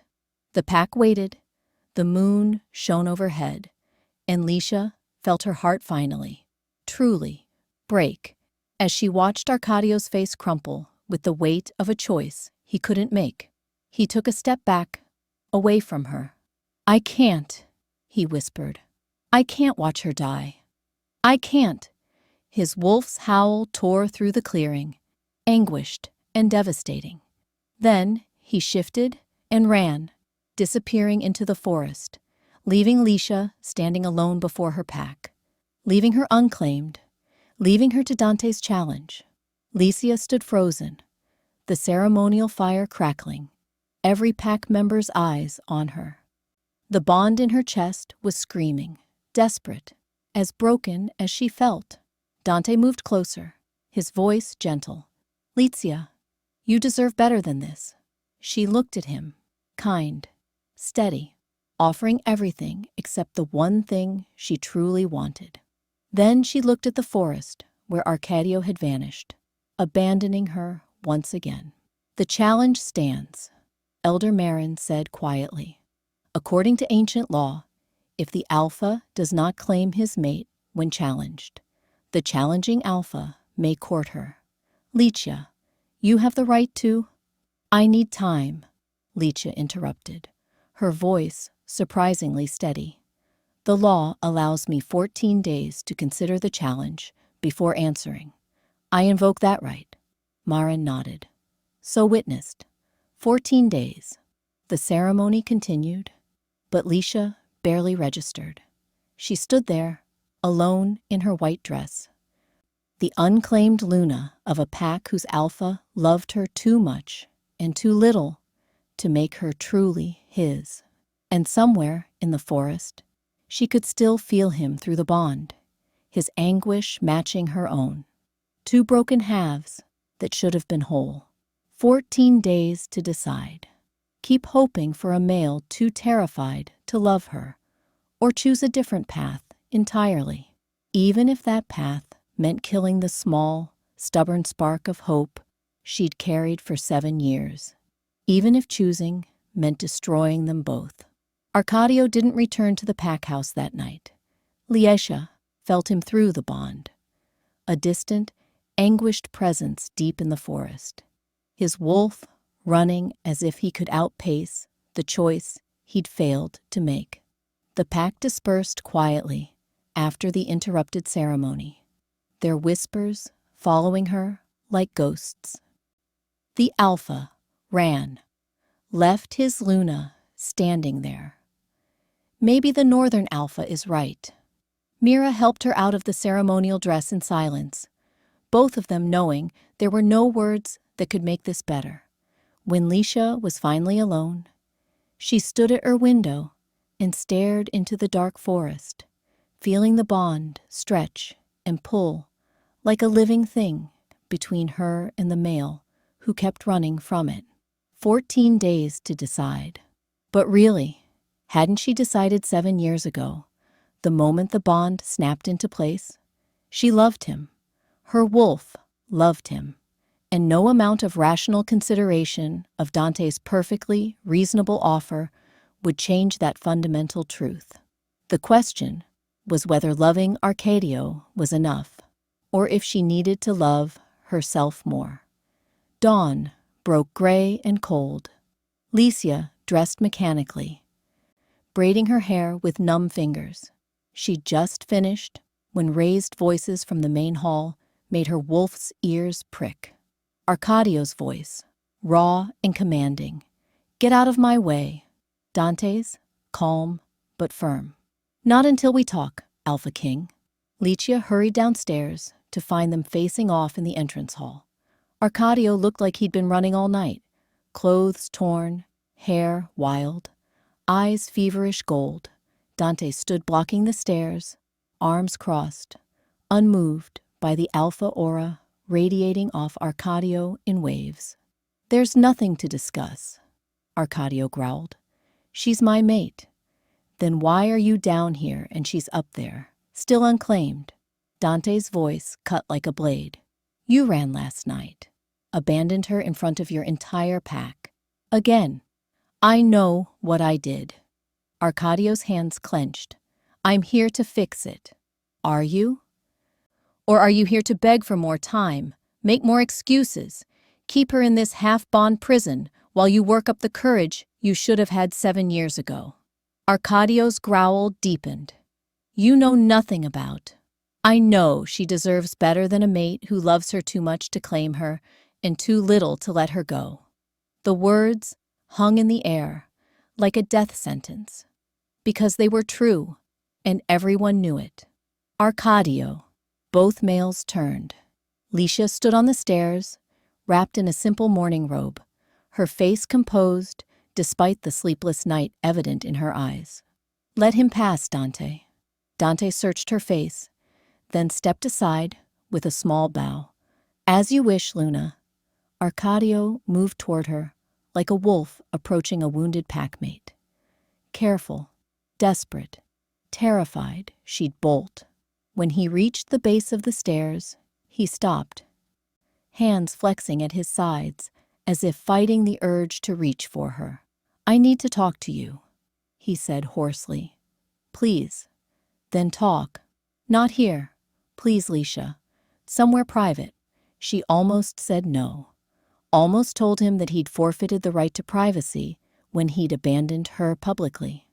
But the bond was pulling at her, and beneath his ravaged appearance, she could feel his determination, like a living thing. "The library," she agreed quietly. They walked in silence, Arcadio maintaining his careful distance even now. But when they reached the library and he closed the door, something in his posture changed. Resolved. "I'm going to tell you something," he said, without preamble. "And I need you to listen to all of it before you respond. Can you do that?" Leisha settled into one of the reading chairs. "I've been listening for 7 years, Arcadio. I can manage a few more minutes." He flinched at the barb, but didn't deflect. Instead, he began to pace, the words coming haltingly at first, then faster, like a dam breaking. "My father was Alpha King before me. Strong, devoted, completely in love with his fated mate, my mother. They completed their bond the day they met. I grew up watching them, thinking that's what mate bonds were supposed to be. All-consuming. Perfect." He stopped at the window, silhouetted against the gray morning light. "When I was 7, my mother got pregnant with my sister. Difficult pregnancy. The healers warned her, but she wanted the baby. My father supported her decision because he couldn't deny her anything." His voice roughened. "She went into labor early. Complications. The baby was breech, too large. My mother bled out on the birthing bed, despite everything the healers tried." Leisha's chest tightened, already knowing where this was going, but hearing it in full for the first time. "The baby died with her. And my father?" Arcadio pressed his forehead against the window glass. The bond backlash hit him immediately. He collapsed beside her body, screaming, clawing at his chest. The completed mate bond was tearing itself out of his soul because she was gone, and the bond had nowhere to exist anymore. "How long?" Leisha whispered. 6 hours. The words were barely audible. 6 hours of watching my father suffer agony so profound that sedation couldn't touch it. 6 hours of his screams. When he finally died, there were claw marks on his chest where he'd tried to tear out his own heart to make the pain stop. Arcadio turned to face her, and his eyes were devastated. I sat with his body and promised myself I would never complete a mate bond, would never risk that kind of death for myself or inflict it on my mate. So when our bond snapped into place 7 years ago, his voice cracked. I saw our future, saw us complete the bond, be happy, and then saw one of us die and destroy the other. So you chose to destroy us slowly instead, Leisha said quietly. I thought keeping distance would protect us both. I thought if we never completed the bond, never fell too deep, then when death came, and it always comes, we'd survive it. He laughed bitterly. I was so convinced I was protecting you. You never asked what I wanted. I know. You chose fear over faith. In us, in the moon goddess, in the possibility that love is worth the risk. I know. He moved closer, dropped to his knees in front of her chair. I know I've been cruel. I know I've hurt you, trying to protect you. I know I've wasted 7 years we can never get back. His hands hovered near hers, not quite touching. But last night, watching Dante offer you everything I've been too terrified to give, I realized something. I've been so afraid of losing you to death that I never considered I might lose you to life, to another male who's brave enough to offer what I've been withholding. Arcadio. And the thought of you with him? His voice turned savage. The thought of another male touching you, marking you, completing a bond with you. It broke something in me. Something that's been holding me together for 7 years. He finally took her hands, his grip gentle but desperate. I can't promise I won't be terrified of losing you every day for the rest of our lives. I can't promise my father's death won't haunt me, but I can promise I'll stop running. I can promise I'll stop choosing fear over you. His gold eyes burned into hers. Stay. Choose me. Let me spend however long we have, making up for 7 years of being a coward. Leisha's heart hammered against her ribs. 7 years of waiting. And finally, he was offering what she'd craved. But was it enough? You hurt me, she whispered. For 7 years, you hurt me every single day. I know. My wolf has been whimpering for you. And you poisoned yourself to avoid feeling it. I know. You made me feel unwanted, rejected, like I was something to be endured rather than cherished. I know. Tears slid down his face. I know, and I will regret it every day for the rest of my life. But Leisha, please. The library door opened. Dante stood in the doorway, his ice blue eyes moving between them. Forgive the interruption, but I believe my presence is required for this conversation. He walked in uninvited, his alpha aura calm but undeniable. You're asking her to choose, Arcadio, but she should know all her options before she does. He turned to Leisha, his expression kind. The offer stands, Luna. A bond freely chosen with a mate who wants you without reservation. I can't offer the passion of a fated bond, but I can offer respect, partnership, children, a full life. You would be cherished, not feared, wanted, not avoided. Everything was reasonable. Everything her logical mind knew she should choose. But the heart wasn't reasonable, and her wolf was howling for only one male, the one kneeling at her feet with tears on his face. Or, Dante continued quietly, you can choose your fated mate, the bond the moon goddess intended. But Leisha, his voice gentled, make sure it's a real choice. Make sure he's offering you everything, not just fear dressed up as love. All eyes turned to Arcadio. He stood slowly, and when he spoke, his voice carried the weight of absolute conviction. I can't give you the last 7 years back. I can't undo the pain I've caused, but I can give you the rest of my life.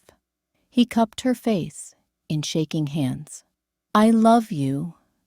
I've loved you since the moment the bond snapped into place, and I've been terrified by the depth of that love every day since.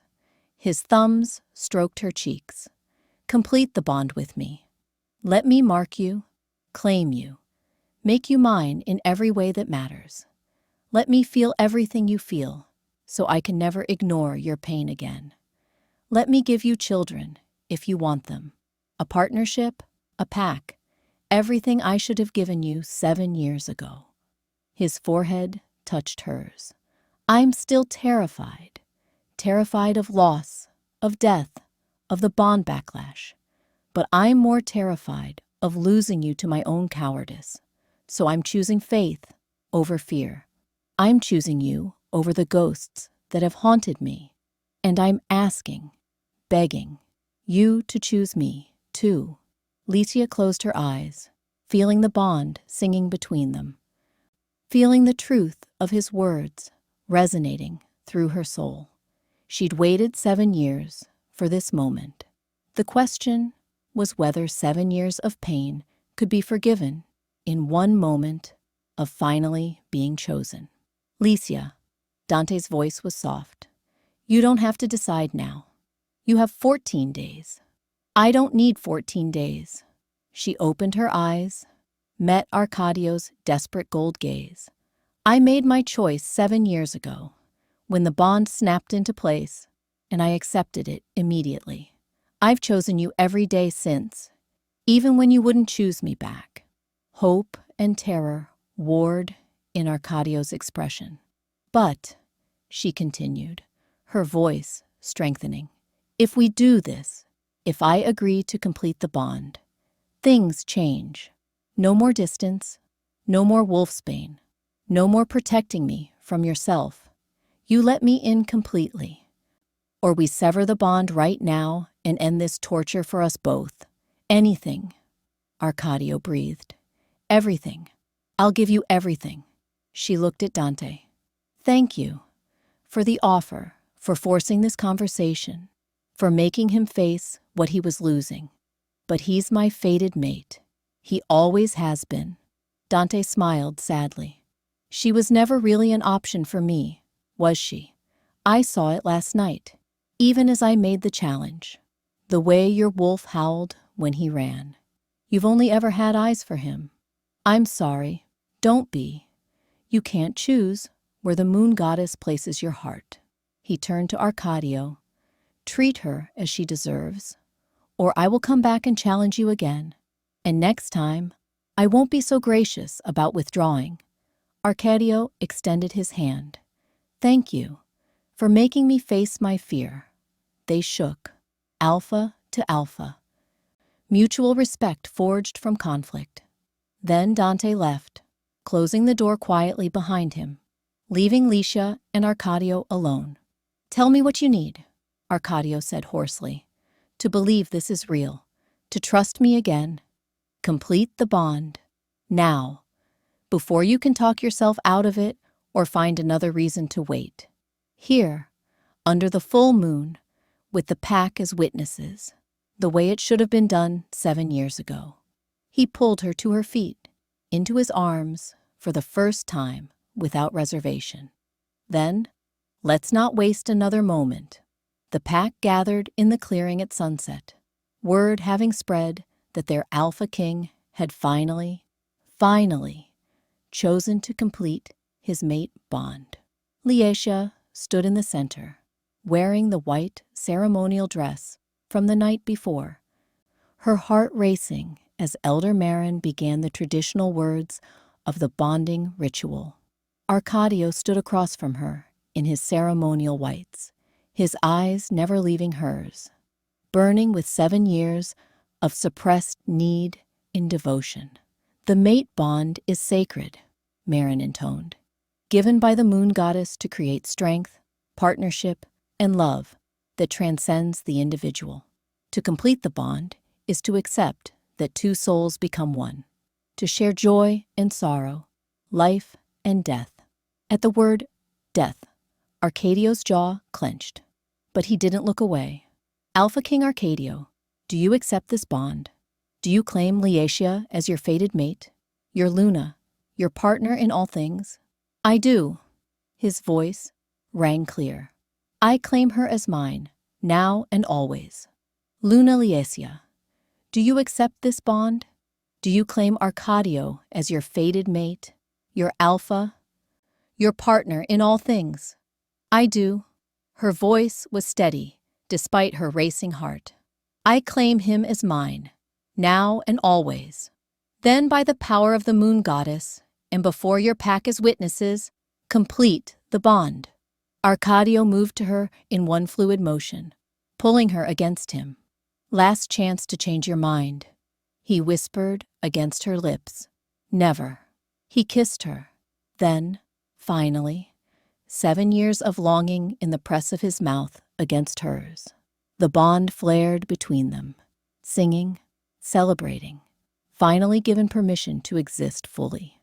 When they broke apart, both breathing hard, Arcadio's eyes had gone pure gold. This will hurt, he warned, his canines elongating. I don't care. He tilted her head gently to the side, exposing the curve of her neck. Then, his canines sank into her skin at the junction of neck and shoulder, the claiming bite that would mark her as his forever. Pain and pleasure exploded through her in equal measure. The bond, half formed for 7 years, suddenly snapped into full strength with overwhelming force. She could feel him, everything, his love, devastating in its intensity, his relief, his lingering fear, his wonder, his absolute certainty that she was his and he was hers. When he withdrew his canines and licked the wound closed, the mark remained, a perfect impression of his bite that would never fully fade, announcing to every wolf that she was claimed. "Your turn," he said hoarsely, tilting his own neck. Leech's canines lengthened, and she bit down on his neck with less finesse but equal intensity. The bond doubled, strengthened, became something so profound she couldn't tell where she ended, and he began. Through it, she felt his emotions as clearly as her own. Love, so much love, it threatened to drown her. Regret for the years wasted. Terror still lurking at the edges. Fear of loss that might never fully disappear. But overwhelming all of it, fierce, possessive joy that she was finally, completely his, and he felt hers. 7 years of loneliness that she'd hidden so well.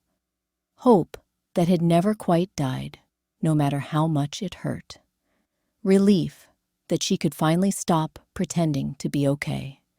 And love, constant, unwavering, patient love that had waited 7 years for this moment. When she pulled back, they stood wrapped in each other's arms, foreheads touching, both overwhelmed by the intensity of the completed bond. "I feel you," Arcadio whispered in wonder. "Everything. Gods, Leisha. Have you been carrying this pain alone for 7 years?" "Not anymore," she whispered back. The pack erupted in howls of celebration, their alpha king and Luna, finally, properly bonded. But Leisha barely heard them. She was too lost in the bond, in the feeling of Arcadio's walls, finally, completely down, in the certainty that this was what she'd been waiting for. Not just the bond completion. Leisha woke to sunlight streaming through unfamiliar windows, and the solid warmth of Arcadio's body curved around hers. For a moment, she simply lay there, afraid that moving would shatter the dream. But the mate bond hummed beneath her skin, full, strong, complete, and his arm was heavy across her waist, his breath warm against her neck, where his claiming mark still tingled. Real. This was real. Through the bond, she felt him wake, awareness shifting from sleep to consciousness, then flooding with wonder as he remembered. His arm tightened around her. "You're still here," he murmured against her hair. "Where else would I be?" "I don't know. Part of me keeps expecting to wake up and find this was a dream, that you came to your senses and chose Dante, after all." Through the bond, she felt the emotion beneath his words. Not just insecurity, but guilt, deep, aching guilt that he was trying to hide. "I can feel you feeling guilty," she said softly, turning in his arms to face him.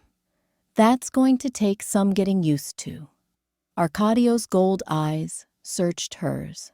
"I can feel everything. Your warmth, your contentment, but also," he touched her temple gently. "There's still pain here, old wounds that haven't healed. 7 years of wounds don't heal overnight." "I know." He pressed his forehead to hers. "I can feel exactly how much I hurt you. Every moment of loneliness, every time you hoped, and I crushed that hope.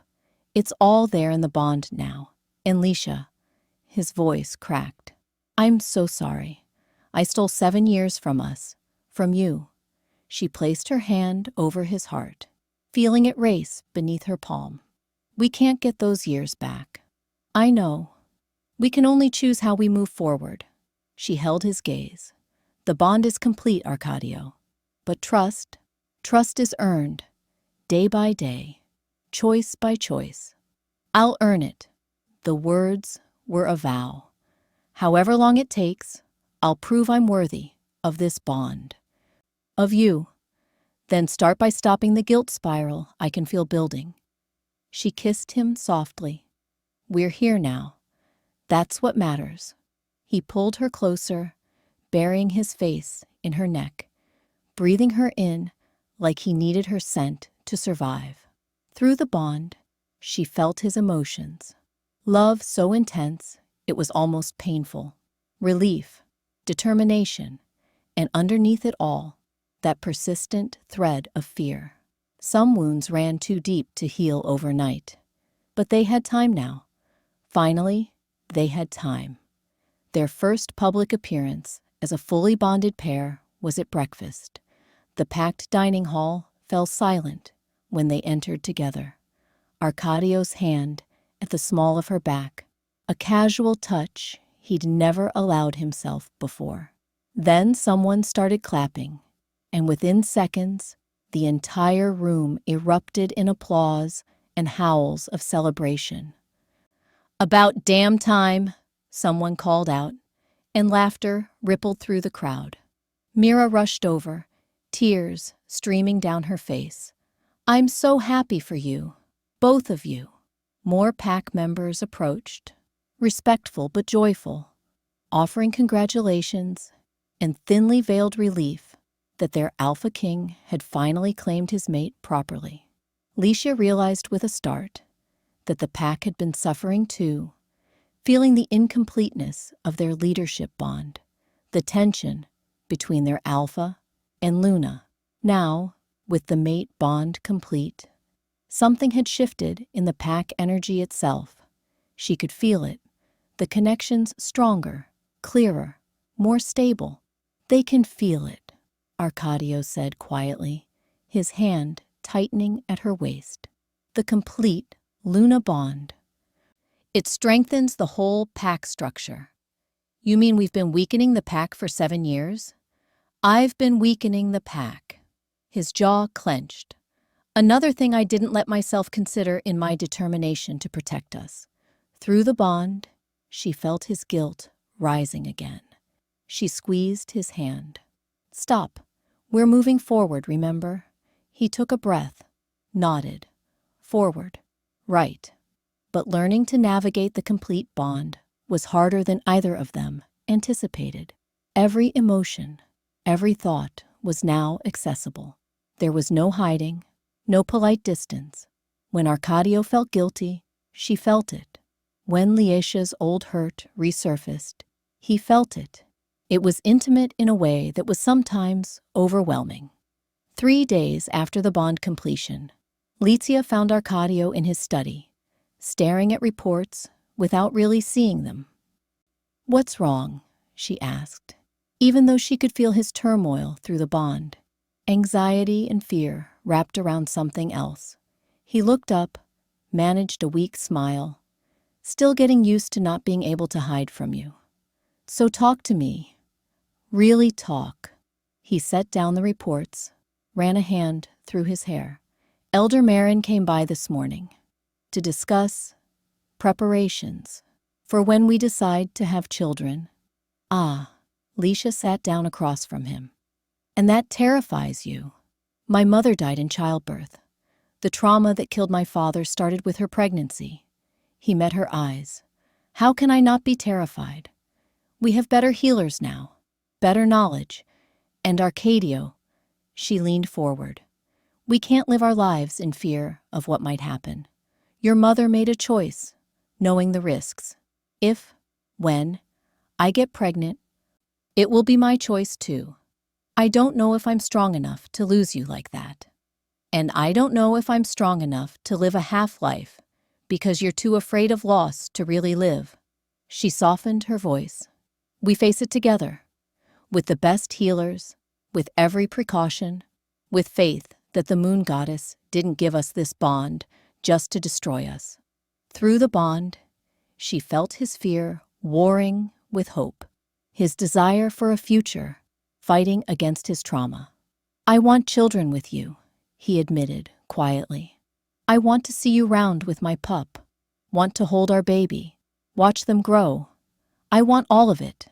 Then we'll have it. When we're ready. But Arcadio, we're going to have to trust. In the healers, in each other, in the bond itself. He circled the desk, pulled her to her feet, and into his arms. You're braver than I am. No, I'm just tired of fear winning. He kissed her, then, deep and claiming, pouring 7 years of denied need into it.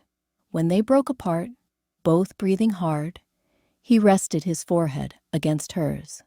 Teach me, he whispered. Teach me how to choose faith over fear. We'll learn together. The pack celebration that night was unlike anything Leisha had experienced in 7 years. The great hall blazed with light and music, pack members dancing and laughing in genuine joy.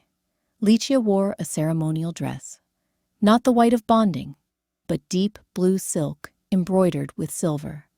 And for the first time, she felt like she truly belonged at these gatherings, because Arcadio never left her side. He touched her constantly, a hand at her waist, fingers twined with hers. Casual displays of affection he'd denied himself and her for so long. The pack responded with approval, their alpha king finally acting like a bonded male should. When the traditional dancing started, Arcadio turned to her with a slight smile. Dance with me. Liecia's breath caught. You've never asked me to dance. I know. I have 7 years of dancing to make up for. He offered his hand. Starting now. The pack cleared a space as their alpha king led his Luna onto the floor. Arcadio pulled her close, scandalously close by the standards he'd maintained for 7 years, and began to move. He was a good dancer. Of course he was. Alpha training included everything. But what made her eyes sting with tears was the way he looked at her, like she was the only wolf in the room, the only wolf in the world. I love you, he murmured, loud enough for nearby pack members to hear. Public claim, public devotion. I should have said it every day for 7 years. I'm saying it now. I love you too. She smiled up at him. I always have. They danced through 3 songs, then 4, neither willing to let go. Through the bond, Leisha felt Arcadio's contentment, his wonder at being allowed this, his determination to never take it for granted again. But she also felt the shadow of his fear, always lurking, probably always would be. Some scars never fully faded, but they could learn to live with them. Later, after the celebration wound down, they walked through the gardens under the stars. The same gardens where Dante had made his offer, where Leisha had stood at a crossroads. Now, there was no question, no doubt. Arcadio stopped by the fountain, pulled her into his arms. I can't promise I won't sometimes be afraid, he said quietly. My father's death, my mother's, those ghosts will probably haunt me for the rest of my life. I know, but I promise I'll never let fear come between us again. I promise I'll talk to you instead of running. I promise I'll choose you every day, for however long the moon goddess grants us. Leisha touched his face, feeling the truth of his words resonating through the bond. That's all I ask, not perfection, just presence, partnership. The bond is complete, he whispered, echoing the ritual words. You're mine, I'm yours, for however long we have, which will never be long enough. He kissed her forehead, her cheeks, her lips. I wasted 7 years, Leisha. I won't waste another day. Through the bond, she felt his absolute conviction, felt his love, fierce and possessive, and finally, unafraid to exist fully. Then let's start living, she said. Really living. No more half measures, no more distance, everything or nothing. Everything, he agreed. Always everything. Above them, the full moon shone bright. The moon goddess bearing witness to her children, finally accepting the gift she'd given them 7 years ago. A bond forged in pain, tested by fear, but ultimately completed by choice. 7 years of silence, broken by a lifetime of belonging. And as Arcadio kissed her under the stars, Liezia felt the bond sing between them, full, strong, whole, and knew that some things were worth the wait, even if the weight had almost broken them both. Moments later, Leisha stood in the healing room, one hand pressed to her swollen belly, feeling the pup kick beneath her palm. Through the bond, she felt Arcadio's awareness snap to attention from wherever he was in the pack house. "Is everything okay?" "Everything's perfect," she sent back, warmth flooding the bond. "Your daughter is just making her presence known."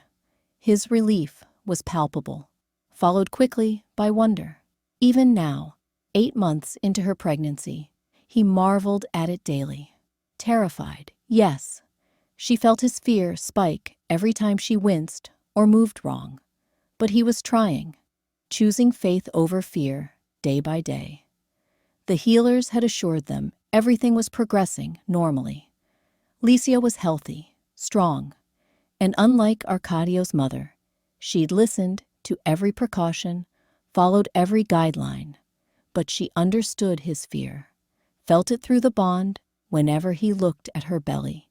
Joy and terror in equal measure. "I'm coming," he sent through the bond. "You don't have to. I want to." He appeared in the doorway moments later, slightly breathless, like he'd run the whole way.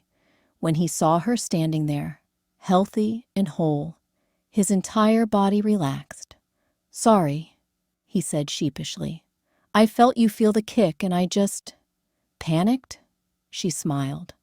"I can feel it, remember." He moved to her, placed his large hand over her belly beside hers. Almost immediately, their daughter kicked again, as if recognizing her father's touch.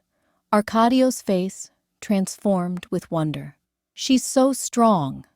"She takes after her father." "Her mother," he corrected, pulling Licia gently against him. Strong, stubborn, infinitely patient with males who don't deserve her. Through the bond, she felt the complex tangle of his emotions. Love for her. Love for their daughter. Lingering fear. But underneath it all, gratitude. Gratitude that she'd waited. That she'd chosen him. That she was giving him this future he'd almost thrown away. "No regrets?" he asked quietly. "Not a single one." She turned in his arms, placed her hand on his cheek. "You. Only that I didn't do this 7 years sooner. We're here now, that's what matters." He kissed her, soft and reverent, the way he kissed her every day now, like she was precious, chosen, beloved. 7 years of silence, broken by a lifetime of moments like this.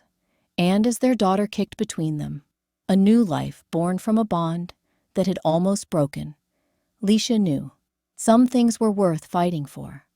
Some bonds were worth the pain.